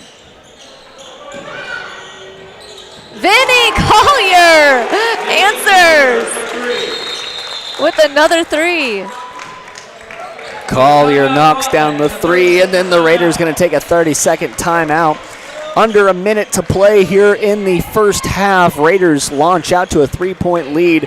That's probably one of the best possessions you could ever have. You have a 3-point or 3 free throw chance. You knock down 2 of them, get your own rebound, and then knock down a 3 after a 5-point possession is absolutely nuts, but Collier and O'Bray make it happen. And these loose balls and rebounds that the Raiders are gathering up right now have just stung the Trojans. And the Trojans aren't getting any second chance opportunities on their side either. And I feel like that's what's going to help the Raiders along in the sub-state. They keep keeping that up, getting those offensive rebounds, especially with those loose balls too. Yeah, and the sub-state bracket, you can just feel it. The energy's at a whole new level entirely. Everything ramps up about 10 levels. And the more aggressive teams are going to get more aggressive. And if you can't play to that level, then you're going to fall behind in those sub-state brackets. So it's important to get that aggressiveness up now. You can't let teams out-rebound you, especially on the offensive side. Bourne now working against a 2-3 zone. Passes it over to Cullen. Now back up top to Smith. Courtney almost got his hand on it. Smith wants a deep 3. It's no good. Cullen comes down with the rebound, passes it out to Bourne, who's double-teamed in the corner. Cullen up top to Smith. He wants another 3. No good. Rebounded by Sneed. Keeps that extended pivot foot down. And with 30 seconds to play, I imagine the Raiders going to go for the last shot here. Wagner. He'll hold it up top. I believe Wagner hit a 3 against us in that last game, so I wouldn't leave him wide open outside, but definitely prefers to work in the middle.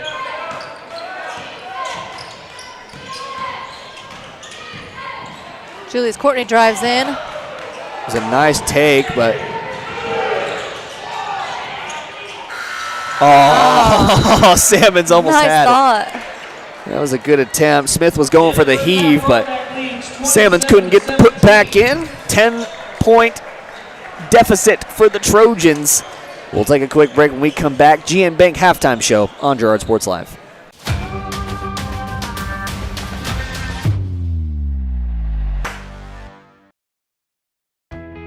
Hydrix, your dependable independent. Depend on us for service, for selection, for price. Get huge Samsung savings. Leave notes, sync calendars, and display your photos on the new Samsung Family Hub refrigerator. Plus, get free same-day delivery. Why shop for appliances where the motto is do it yourself when you can depend on the know-how of people who live appliances every day? The only thing better than our price is our service. Hydrix, Fort Scott, and Girard.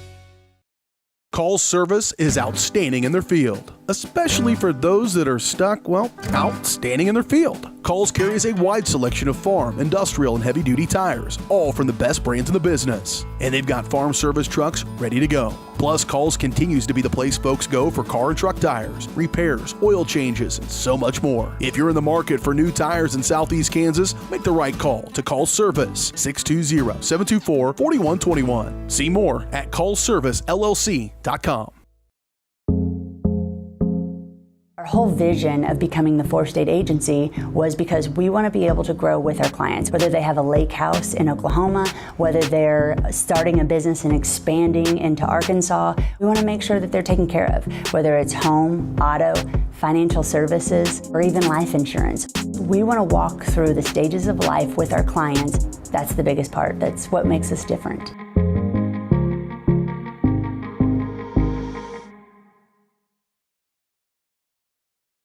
When it comes to your health care, you have a choice. Choose to stay local. Choose Girard Medical Center. For over 100 years, Girard Medical Center has been a part of the community, and they work every day to meet the healthcare needs of those they serve. With 6 locations in Southeast Kansas and an ever-expanding list of inpatient and outpatient services, you just don't have to travel anymore to get quality, cutting-edge care, including many services you won't find elsewhere. Proud to serve Girard and the surrounding area. Learn more at girardmedicalcenter.com. Whether you're trying to make the most of the next harvest, navigating a changing business landscape, or planning for the next chapter in your life, the professionals at Prime Accounting Solutions are here to help. With 10 locations, Prime Accounting offers convenient, friendly accounting and tax services at a fair price. Payroll, bookkeeping, business planning, personal tax filing, and more. And now Prime is the place to go for insurance. Trojan fans can find us at 408B North Grand in Pittsburgh or call 620-232-7305. To find a location near you, go to primeaccounting.net.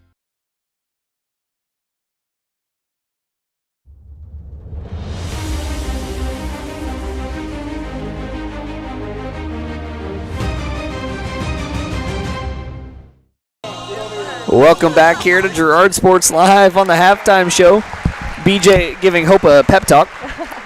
I needed it. Letting her know she's doing a good job. Of course she's doing a good job. Oh, this halftime show is brought to you by GN Bank, where they've been providing customers with the highest quality financial services in a friendly and personal way for over 100 years. Personal, business, or agricultural needs, turn to GN Bank. Learn more at gn-bank.com. Girard dance team just got done performing in the halftime show, but for the players on the court, it's been a rough start for the Trojans. Haven't really been getting things going offensively, but the good news for them is that they're only down by 10. With that being the case, the Raiders defense has taken over, and Vinny Collier, for that matter, has taken over. He's hitting 3 threes to mark his scoring total. He's just been on fire. For the rest of the game, the outlook of the game, I think for the Raiders just to keep firing away because it's working right now. And I think for the Trojans, it's get it together because it's been a slow start. And really, you need to turn it up on the defensive and offensive rebound side because those loose balls are going in the favor of the Raiders, and you don't even have a chance for second chance opportunities. Right.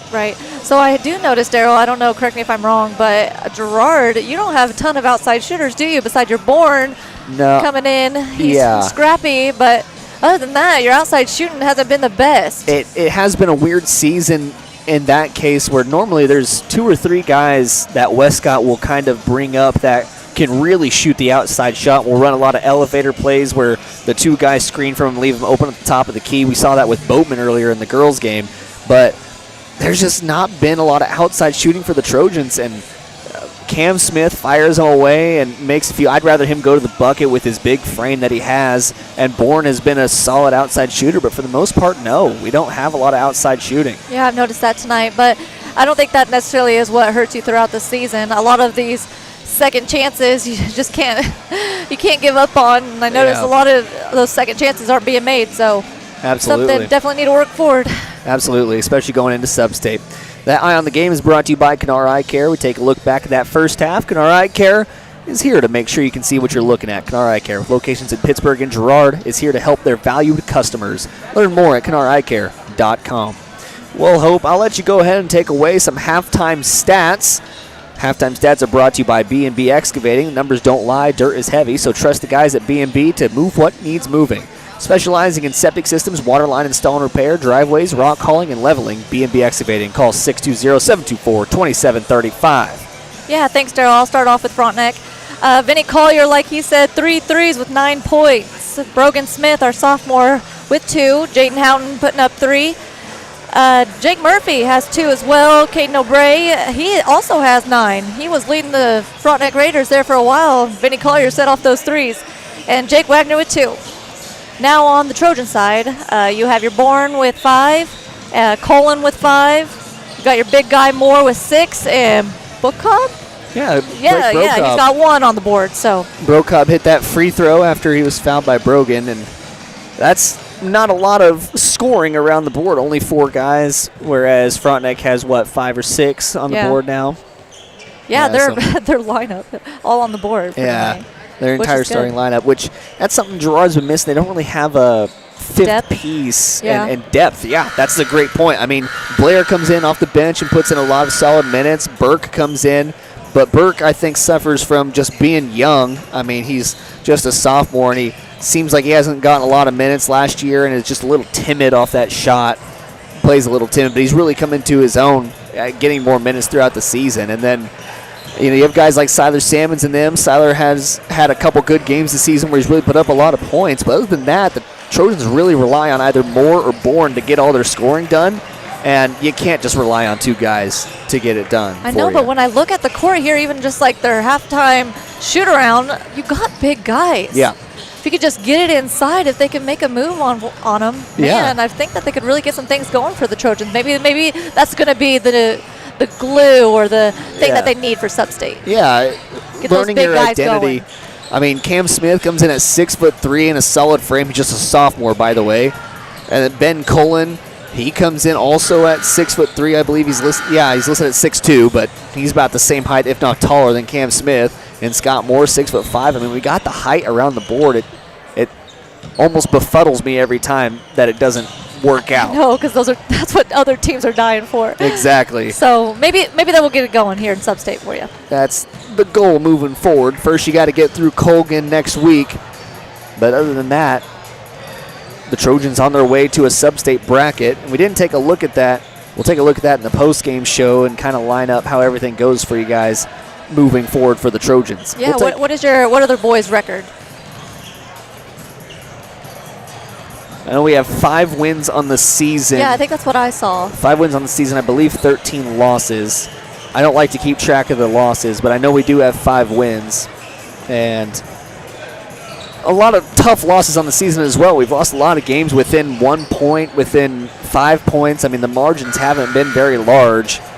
So you're looking to get back on top and hopefully turn those small margins into bigger ones for the future. We'll take a quick break. Got about 45 seconds until second half tip-off on Girard Sports Live.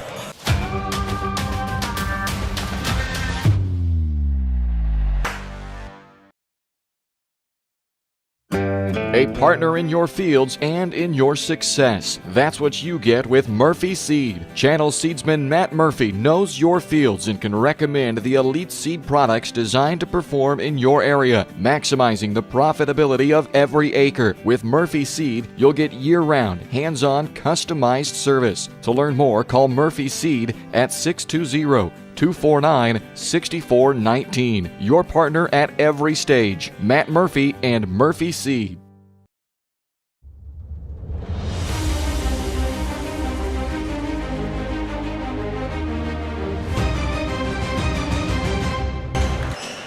Welcome back. That's going to wrap up the halftime show brought to you by GN Bank. Once again, thank you to the guys over at GN Bank for supporting us through all our Girard Sports Live endeavors. Second half is underway. Raiders come out with a 10-point lead over the Trojans. O'Bray passes inside to Wagner. Wagner looking around, gets it down to Houghton. Houghton's going to try and out-muscle Smith. Can't get the bucket to go. He had a good look at it, and Smith comes down with the rebound. Daryl, I know you're over here thanking all the companies and local businesses around, but I want to take a second just to thank you guys for all you guys do for live broadcasting all these games. I know a lot of parents and siblings and everything else sure love it, so thank you, Hope. thank you guys for doing what you do. My gosh, I'm going to vomit. A lot of contact down low, and we're going to have a charge as the initial call. First one of the day. And that's going to stay true. That is a call. Cam Smith to inbound. He gets it into Scott Moore, ahead to Salmons. Salmons pushing the floor quick. Nice pass over to Cole, and it's rejected. Too late. Swatted away by Wagner. See, that's too late on the follow-up. He needs to go up strong. Bourne has it poked away. O'Bray gets the bucket to roll in. Should have been an and one, but that's okay. Bourne pushing the floor now for the Trojans. Gets it over to Moore, now up top to Cullen. Bourne. Salmon's trying to get it into Cullen, has it poked away, gets it back. And now Bourne will pull up his shot, no good.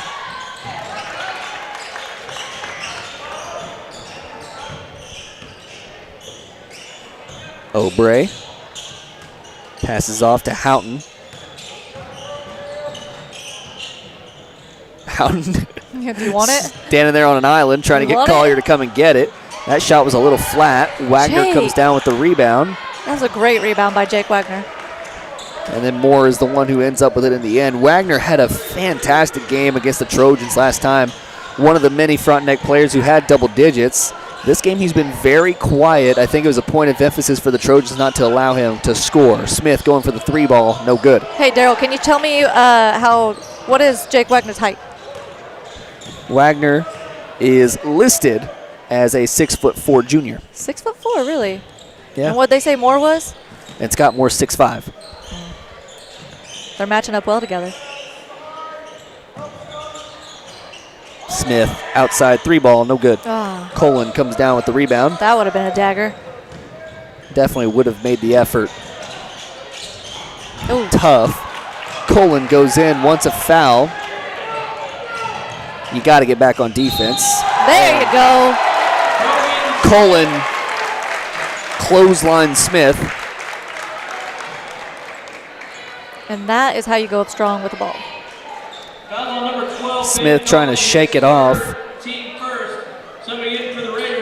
Colin got a piece of the top of his head, so I don't blame him there. Let's see if Brogan can get an and one here. And he did. Sinks it home, and the Raiders extend their lead to 15. Smith to Moore, now to Colin.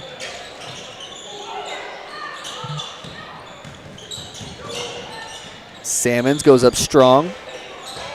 Smith fighting for the rebound, can't get the end one to go.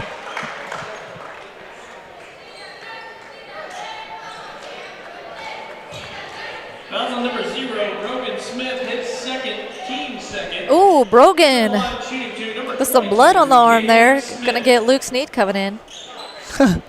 That must have been on the foul down low, huh? On his and one. Yeah. He's going to have to go over to Todd, the trainer. No worries, we have Todd. Todd will fix him up. Yeah, he will.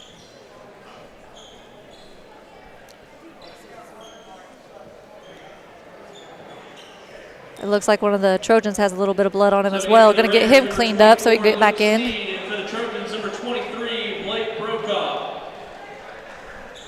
Brokaw gonna get back in. Yeah. It's a bloody mess down there on the floor. Bloody mess. Like we said, I think during the girls' game, you can always expect Girard and Frontenac to be a physical game. Yep, for sure. Now, I don't know if blood's always in the picture, but you know what? There's been 2 stoppages, so some players can get out of the game due to bleeding. And Smith is on the board for us. So Cam Smith knocks down 2 of the free throws. And Raiders look to answer on this side. Wagner has it. Pass off Sneed. to Sneed. Can't handle the Lost pass. it, but got it back. No worries. Collier wants a screen to the left side, works off it. Bourne trying his best to stay in front. Collier, a shifty player. O'Bray, he'll pull up, jump shot is Off the dribble. off. Smooth. Gets his own rebound. See, this is what hurts Girard, those second chances. How many second chances have we got tonight? Not a bad gig for Frontenac, but Girard needs to make some changes. Inbound to Cullen. Cullen will push the floor now for the Trojans. Gets it into Bourne, who gets defended by Scott Moore. Arguments are being had on who tipped it out. What'd you see, Daryl? You have a better view than I do. Well, that baseline ref didn't see it. It can really go either way here. Yeah. That's the smart move to call it the jump ball. So possession will stay with the Trojans on this side. But Bourne had it, and then it was poked out. I didn't see who poked it out for the Raiders, but I know one of the Raiders got their hand on it. Either one could have touched it last if it's instant review. Wagner close to getting his hand over the line. Spin move, Scott Moore. All day is exactly what he needs to be doing. All day long. Yeah. We've said it all season long. They just need to go to that inside, but never do. That shot there from Murphy is good. Frontenac's going to press. Moore not feeling dribbling it up. No, it's not typically his forte. Smith outside, passes it off to Bourne. Bourne's going to hold it. Collier going to get a little closer on D. Make some moves. Wagner helps out. Smith wants a 3 from the corner, and it's good. Finally, one of those threes nails home, and hopefully he's starting to catch a little heat. The comeback's got to start now. O'Bray passes off to Murphy, trying to get it down to Wagner. Wagner.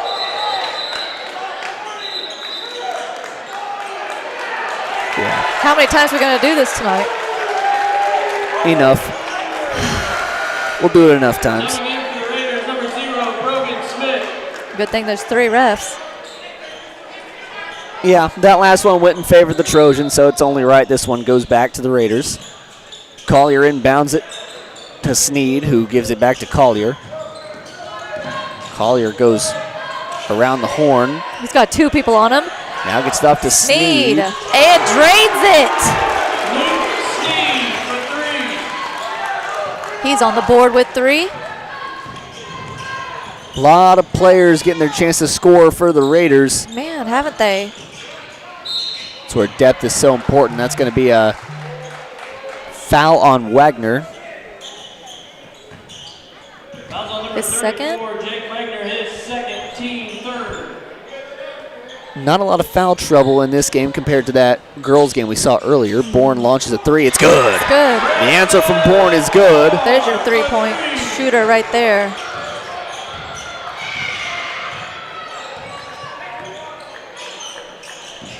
Sneed working outside, gets it to Wagner. He'll try. Oh, what are they going to call it? Ah, that's what I thought. The charge. Yeah, that's got to be. You can't reward someone trying to barrel through the double team. Yeah, he lowered his shoulder. I'll give him that. Houghton will come into the game to replace Wagner.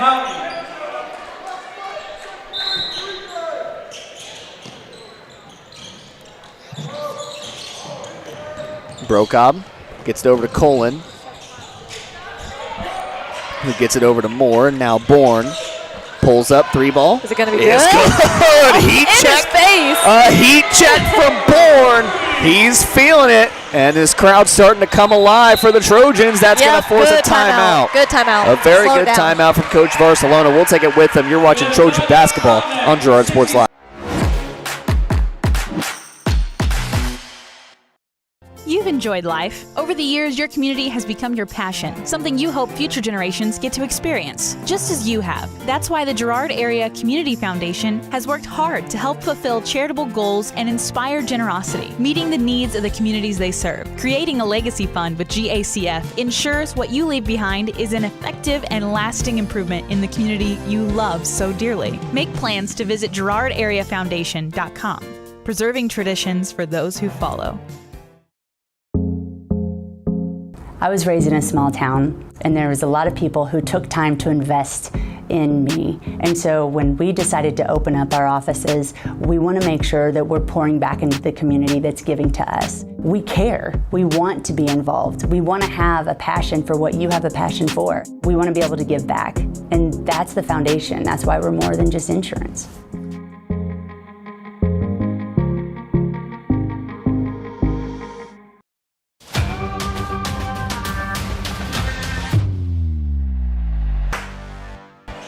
Welcome back to Girard Sports Live. A heat check from Ransom Bourne. He is on fire, but it's a 7-point lead that the Raiders maintain as we draw to about 2 minutes and 10 seconds to play in the third quarter. Collier outside getting the play call from Barcelona. Coach Barcelona done a good job of rallying his troops this season. Sneed passes back outside to Smith. Smith working it back over to Sneed. Colin guarding Sneed outside. Gets it to Murphy. Murphy, a little out of his element, dribbling outside here. Bourne playing great defense on Collier, knowing that he's our shooter. Now outside to Sneed once more. They're going to try and work it into Houghton. Now Murphy, he wants the three. Ooh, what an answer. A great answer from Murphy. Moore gets it back to Bourne. Bourne working inside. His shot, no good. Not the best shot Bourne's taken tonight, but that's all right. It's poked away by Cullen. Poked away by Cullen. He'll slow the pace and give it back to Smith. Houghton thinking it was a foul, but it looked pretty clean to me. Cullen, a sneaky defender. Moore has it inside. A battle of the two bigs. Oh. Cullen comes down with the rebound and the putback. Good.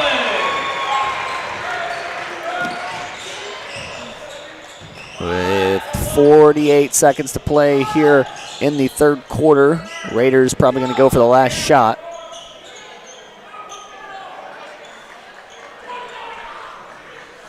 They're just going to let Houghton hold it outside until he seems fit to move. Now Sneed has it.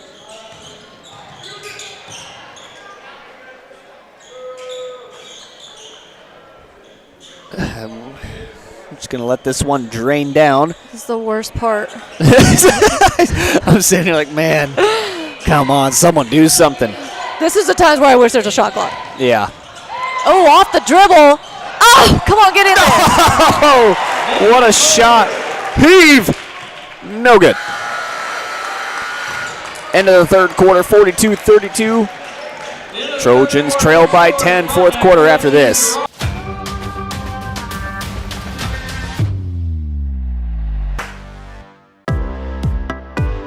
Community National Bank and Trust has been serving the area for more than 30 years with a strong commitment to the highest quality leadership and banking services. Missing that human touch with your bank? Come talk to a real person at Community National Bank and Trust. We're your local bank that's small enough to know you, yet big enough to offer the best products. Community National Bank and Trust. Federally insured, locally awesome. Member FDIC. Chicken Annie's of Girard is something to crow about. Their family-style restaurant continues a Southeast Kansas tradition with their specialty fried chicken, plus famous homemade onion rings, chicken and noodles, and so much more. And of course, their delicious homemade pies. Dine in or carry out available. Chicken Annie's of Girard has the best value, flavor, and service in the area. Stop in soon or call for catering. 620-724-4090.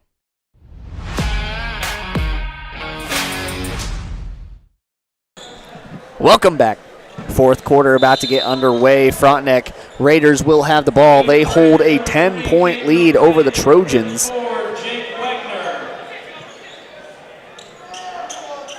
Trojans take the floor once more.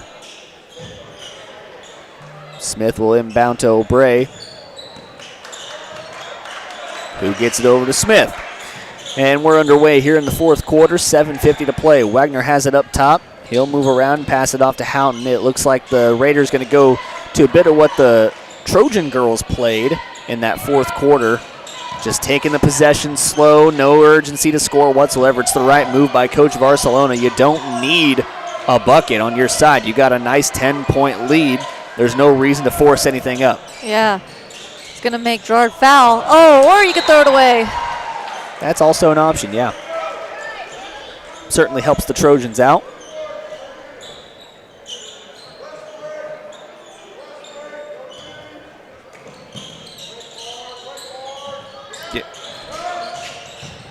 Bourne has a step on Collier. Collier does a good job to get back on defense. Bourne will back it out. Over to Colin.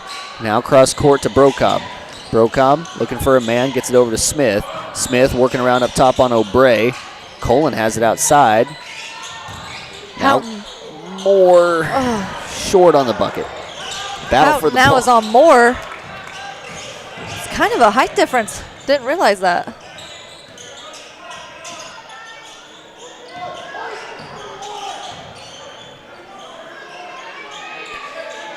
Raiders playing a 5 wide, I'm just going to call it. Everyone outside the arc. No need to rush anything. Just going to pass it around, try and drain as much clock as they can. Oh, like I said, make Girard foul. That's his fourth. Wow, that's not good. Coming in for the Trojans, number 3, Siler Salmons.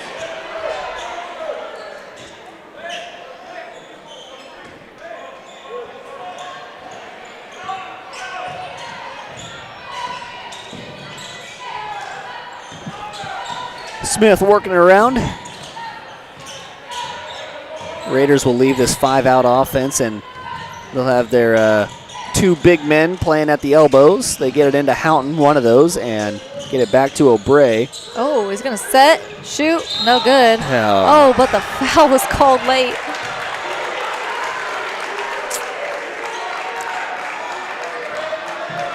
Westcott not liking that call. Was called a little late. Ooh. Westcott claims it was a flop.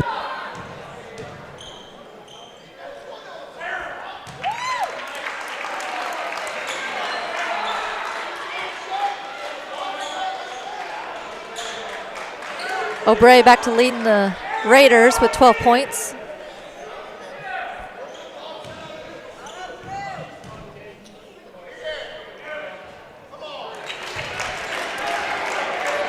O'Bray sinks that one.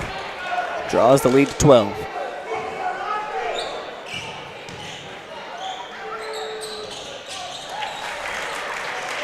O'Bray gave a little fist bump after knocking down all 3. Over to Colin. Colin, a nice pass down to Salmons. Now back up to Colin. Bourne has it poked away from him by O'Bray. Now outside to Smith. There you go. Outside to Moore. Goes up and will be fouled on the way up. Collier's got a flat tire. That foul is going to be on Houghton. Number 13, Jaden Houghton, his 4th. That's his 4th. Team first. To the line, shooting 2, number 40, Scott Moore. Both teams have a player on the floor with 4 fouls. Wagner has 3 fouls to his name.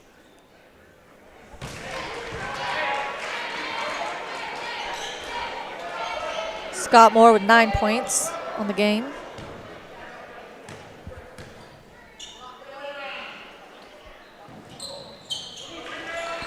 Both free throws from Moore are good. No one is close to the double-double for you pancake lovers. O'Bray.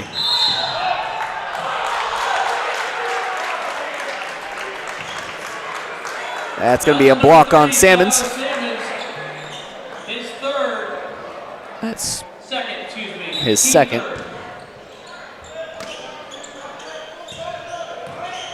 O'Bray over to Smith. Smith. Thought about it. Yeah, gets it over to Wagner now. Got his defender off his feet. Houghton up top. Pulling it back out, slowing it down.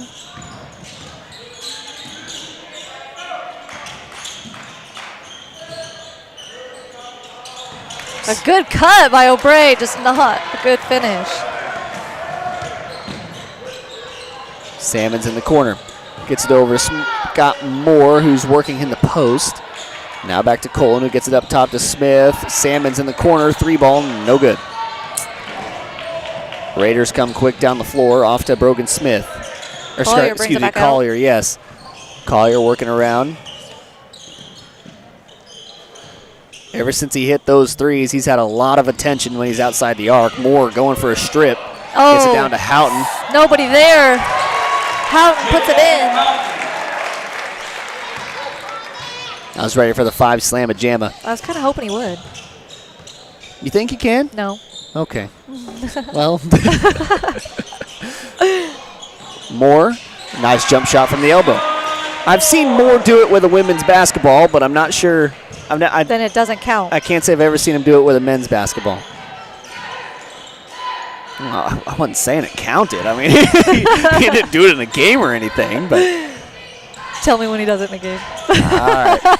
Hey, if he did, that would be a short stack at Eastside Cafe. Oh, if you guys didn't know, it's a double-double or a dunk for those short stacks, so I need someone to put up a dunk.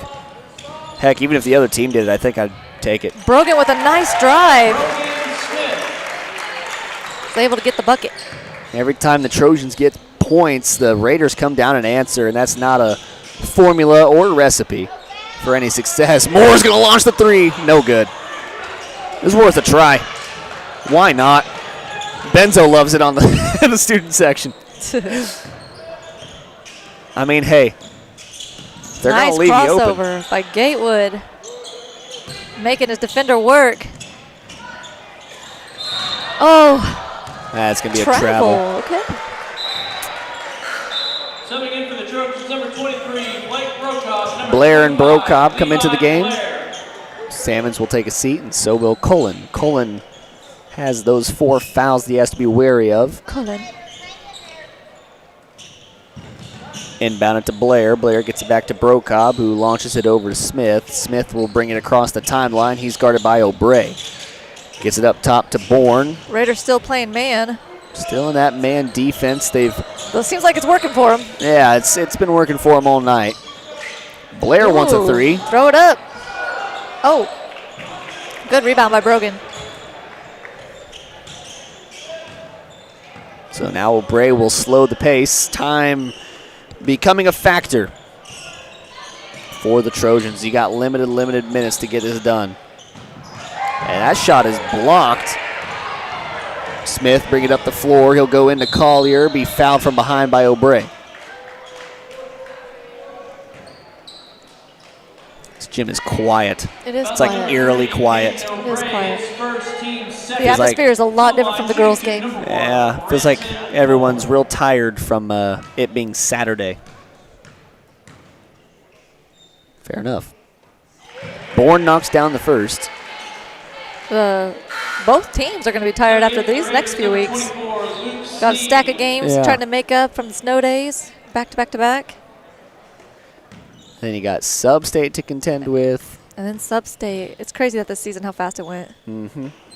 I feel like every season we say that, though. That's true. Westcott's going to call a full timeout. We'll take it with them. You're watching Girard basketball on Girard Sports Live.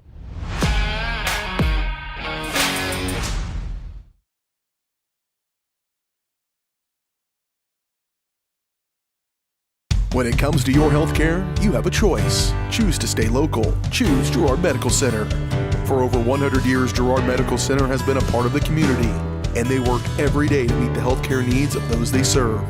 With 6 locations in Southeast Kansas and an ever-expanding list of inpatient and outpatient services, you just don't have to travel anymore to get quality cutting-edge care, including many services you won't find elsewhere. Proud to serve Girard and the surrounding area. Learn more at girardmedicalcenter.com.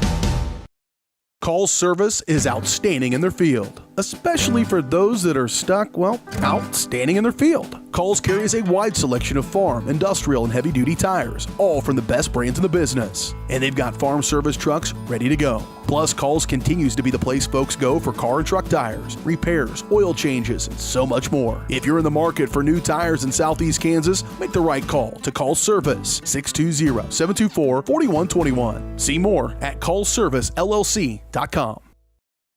Here in a minute. Welcome back to the action here. Raiders have the inbound and an 11-point lead as well, as there is just over 2 minutes and 40 seconds to play left in the game. Ooh, good pass by Houghton. Nobody there. We've had wide open looks all night on our down low. Yep. Smith pushes the floor now for the Trojans. He'll get it off to Bourne. Bourne going to push inside, was looking for Blair outside. And no one was home. Was that pass to Smith? Houghton passed it down to Brogan, yes. Brogan was left wide open. They tried to double team O'Bray on the outside. Now a 13-point lead for the Raiders. Sneed works around, gets it off to Houghton. Both of these players, Scott Moore and Houghton, kind of out of their element, being guarded so high at the top of the key. There's going to be a foul called on Blair. Foul on number 25, Levi Blair, his first team fourth. That's Blair's first foul. Trojans about to be in the bonus, though.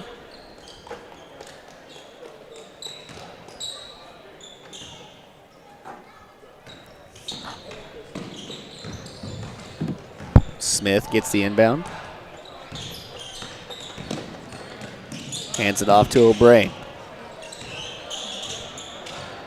O'Bray gets it off to Collier. Collier just going to stand there and take as much time as he can.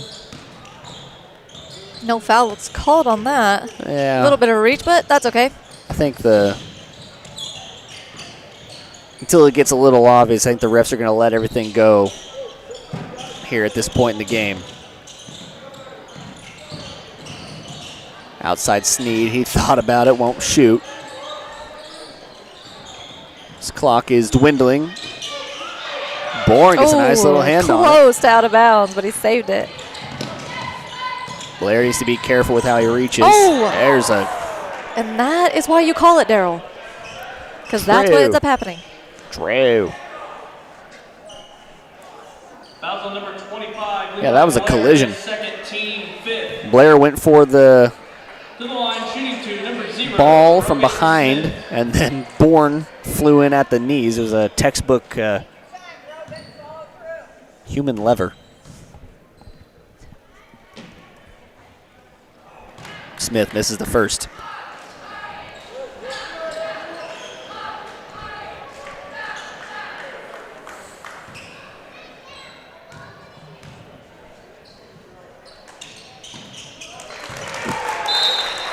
Brogan now with 10 points on the game. Raiders number 11, Julius Courtney. And Julius Courtney going to come in for him.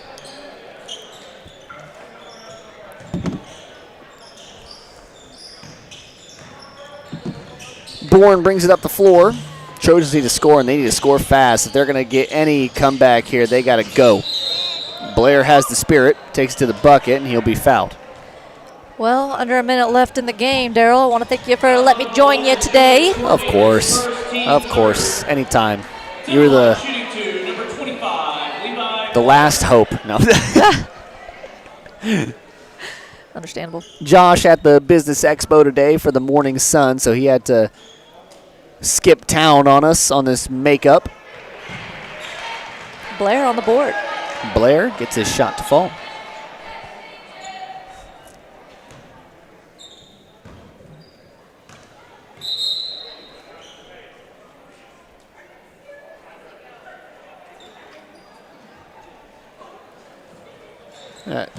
I am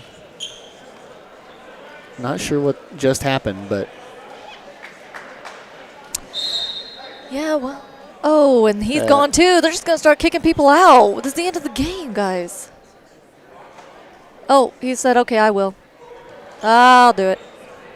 Well. Raised his hand, said it was me. Okay.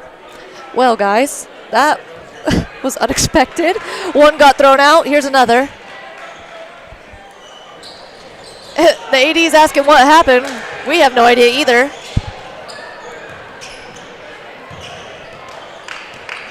I wish I could have turned the camera over there. Oh, man. Less than a minute left, whatever. Oh, Bourne's still playing scrappy, though.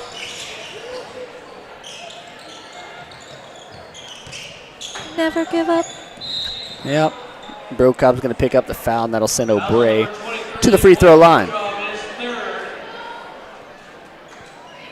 the line, shooting two, number 3, Caden O'Bray. Girard with 5 team fouls, so they will be going to the line every foul after this.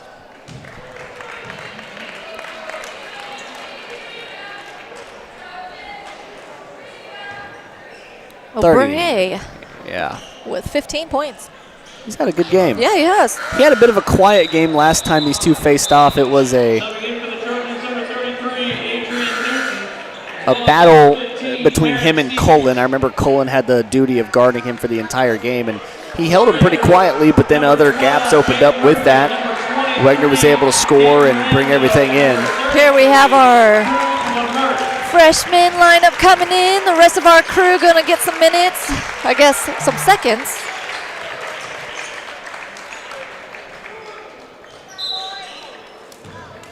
On this Raider win.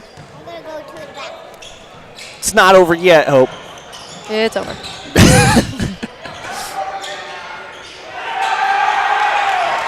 Board down low by Sneed, and he'll have the pleasure of dribbling this one out.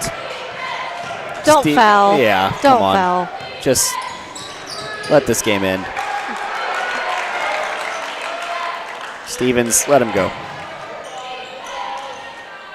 Oh, no, Blair. Stop. There's 3 seconds left. Just let the game end.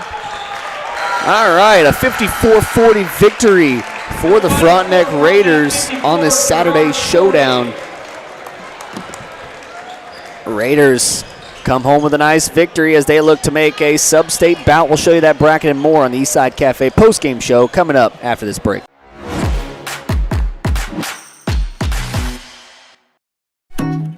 More than just your neighborhood pharmacy, Mathis Drug is your hometown partner in health. With pharmacist Bria Scheibe and an experienced, highly trained staff, Mathis Drug is ready to serve you. And now, Mathis Drug offers comprehensive compounding, which is one of the few pharmacies in Southeast Kansas with this convenient on-site service. From medications to expert advice, call 620-261-9779. Mathis Drug Store, where community and care come together. Why settle for less than the best? Croccan's gigabit fiber optic internet is now available to Pittsburgh, Frontenac, and Fort Scott, and many rural areas in between. Croccan has the best speeds, the best reliability, the best service, the best support, and is overall the best value on all ultra-high-speed internet. If you want the best home internet connecting as many devices, all without equipment rentals, contracts, or overages, it is the time to switch to the best. It's time to switch to Croccan. Unbelievable amount of devastation. I've never seen anything like it. We had a beautiful barn that was gone in 20 minutes. Farm Bureau stepped up right away and said, hey, we got you and we'll be there for you. We were taken care of. Now we could get on to repairing and rebuilding. I tell everybody about Farm Bureau. We're fortunate to say we have good coverage with good people doing it. Contact Judd, Lori, Lisa, or Amber in Girard for all your insurance needs.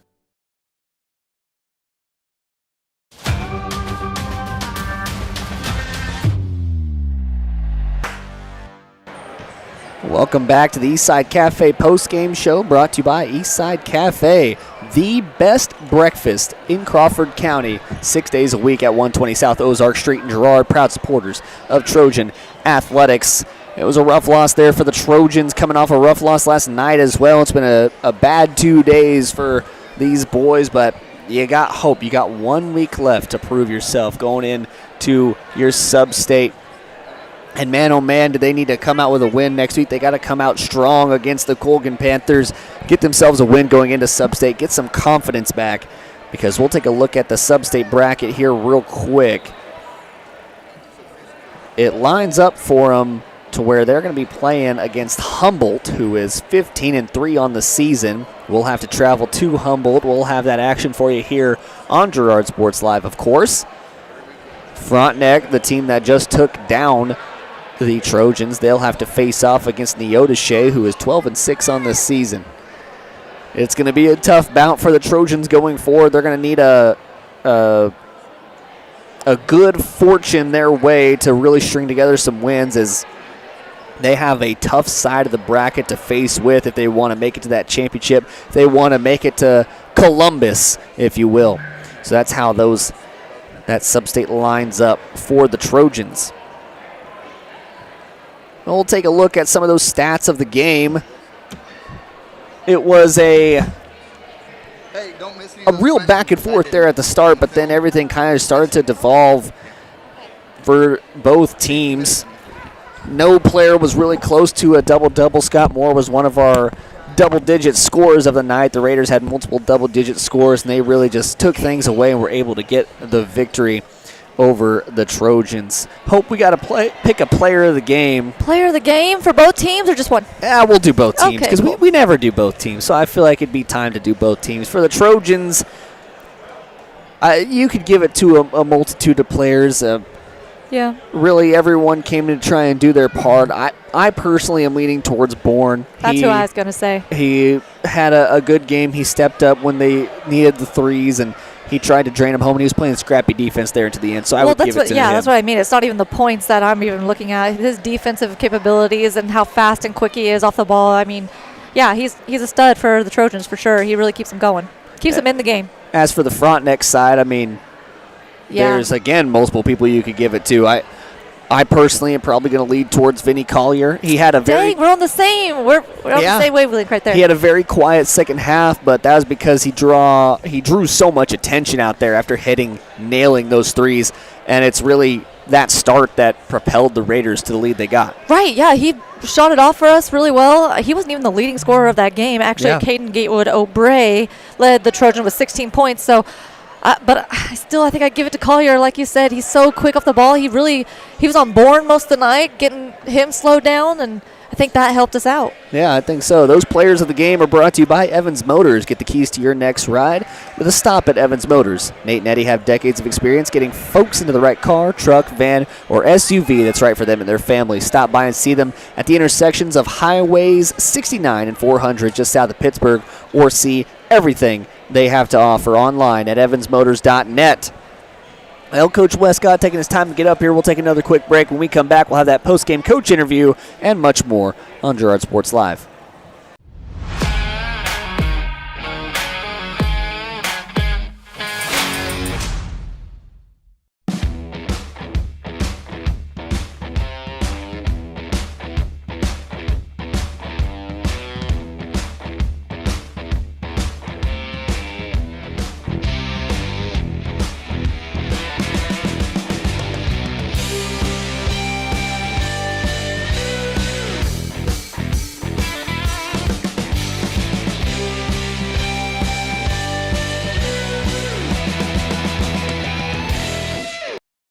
You've enjoyed life. Over the years, your community has become your passion, something you hope future generations get to experience, just as you have. That's why the Girard Area Community Foundation has worked hard to help fulfill charitable goals and inspire generosity, meeting the needs of the communities they serve. Creating a legacy fund with GACF ensures what you leave behind is an effective and lasting improvement in the community you love so dearly. Make plans to visit GirardAreaFoundation.com, preserving traditions for those who follow. Hydrix, your dependable independent. Depend on us for service, for selection, for price. Get huge Samsung savings. Leave notes, sync calendars, and display your photos on the new Samsung Family Hub refrigerator. Plus, get free same-day delivery. Why shop for appliances where the motto is do it yourself when you can depend on the know-how of people who live appliances every day? The only thing better than our price is our service. Heidrick's, Fort Scott, and Girard. If you're in the market to buy or sell a house, land, or commercial space, look no further than Lehman Realty. Locally owned and operated, Jason Lehman and his staff are ready to meet the needs of every client. When it comes to your listing, you can trust that Lehman Realty will take the time to get to know you and your property. Lehman Realty is a proud supporter of Girard Trojan Athletics. Learn more at www.lehmanrealty.net or call Jason at 620-724-8020.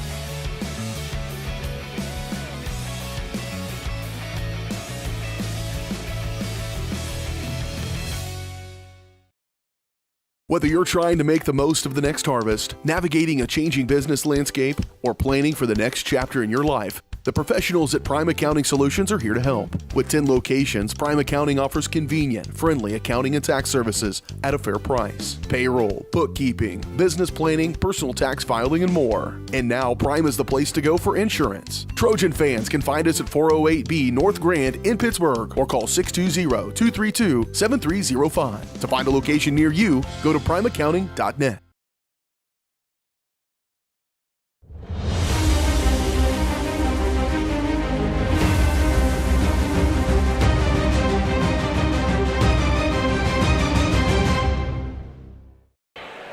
Welcome back to Girard Sports Live on the Eastside Cafe post-game show. Westcott taking his sweet, sweet time to get up here. So we'll talk over a few things real quick. Frontenac has to face off against Neota Shea coming up in the bracket. That'll be a tough game for them. Both of those teams kind of evenly matched that season. They were the 8 and 9 seed going into sub-state. I mean, what do you see for the future of the Raiders? For our boys, it's going to be a tough one out the gate, of course. But sub-state, I've seen crazier things. So you never know. If they come out like they did tonight, they could make it at least to the next round. I mean, goodness, a lot That's of all those. you're playing for. Yeah, those offensive rebounds is. I mean, that's what wins and loses games. So Absolutely. as long as they get that, I think that they can move on to the next round. For our girls, I don't know if you saw, but they're on the different side, bracket number 2, and kind of away from the CNC, which is that a good or bad thing?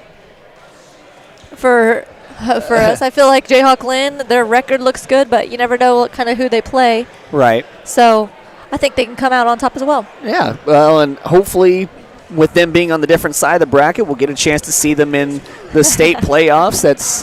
It would be a lot of fun to finally see two of the CNC teams make it there. Yeah. We're now going to be joined alongside by Coach Westcott, finally made his way up here.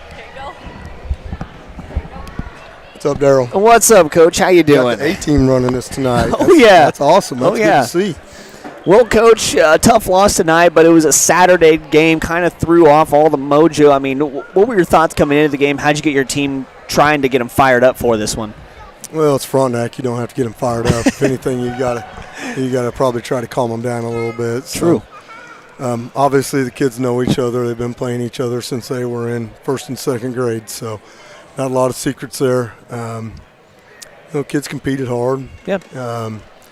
We didn't rebound very well, and we were running some junk on them. That had a little bit to do with that, but we got to do a little better job going to get the ball. But you got to give them credit. They're playing really well right now. They hit some shots, and it's a matter of time whenever those type of things happen that, we're leaving some guys open and taking some chances, and they had a few of them step up and knock some down. So.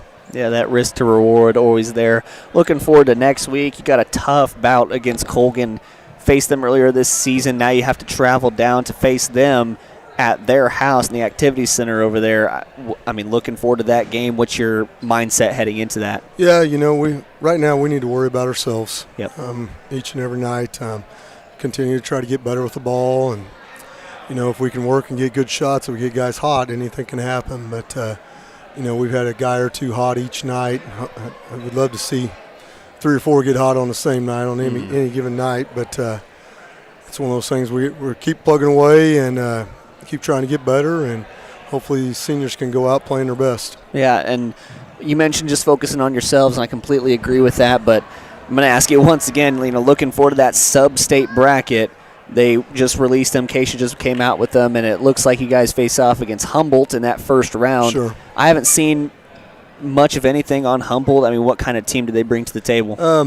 Be comparable. They've got their first 5 are pretty good. Yeah. Their first 5 are pretty good. They do a lot of things well. Their coach has been doing it forever and does a good job with them. Coach Taylor does a good job. So be a tough matchup. We played them, I think, 3 years ago in sub-state when we were at Prairie View, I believe. Yeah. And so it's funny because we've actually the state allowed us to add some games, and we'll see them next year. We've got them added to the schedule. So that'd be neat then. It'll be good, to kind of get a taste of their gym and what it's like. These kids haven't been in their gym. I think they've got very nice facilities over there. So awesome. That'll be Friday. I think right now we're playing at 7, but we'll cross that bridge after Tuesday. We got to rest up tomorrow and get ready for Tuesday night, and hopefully we can come out and play a good ball game. Sounds good. Well, Coach, thank you for joining us here on Girard Sports Live. I appreciate everything you do, man. All right, thanks, Daryl. Yep. That was Coach Westcott joining us here on Girard Sports Live. That postgame coach interview brought to you, of course, by Community National Bank and Trust. Serving the area for 30 years. Stop in soon to pick up your very own Girard Trojan Instant Issue mascot debit card. Community National Bank and Trust is a proud supporter of Girard Schools. Learn more online at mybankcmb.com. Well, Hope, about to close things up here. You got any final thoughts for the broadcast? Good luck to your teams going on to the sub-state and the last final games. I wish you guys the best of luck. Frontenac, I wish you guys the best of luck as well as you go on. All teams, let's make it injury-free. Yep. Wish everybody the best of luck, especially CNC schools who are always rooting for everybody in the state. So, and Daryl, thank you. Of course. For tonight. It was fun. Of course. Hope you enjoyed having your sister along the ride. Oh, yeah. If you guys didn't know, Hope is my sister. I called in the favor today. She owed me one. So she came up and gave up her Saturday to do this. So if you ever have the chance to see her, say thank you, because she really did a good job and stepped up big for us on Girard Sports Live. For Hope McLeod, I'm Daryl McLeod saying thank you guys so much for watching. Thank you to all our sponsors for making this happen. Good night. I love you, Mom. And see you next Tuesday. I love you more, Mom.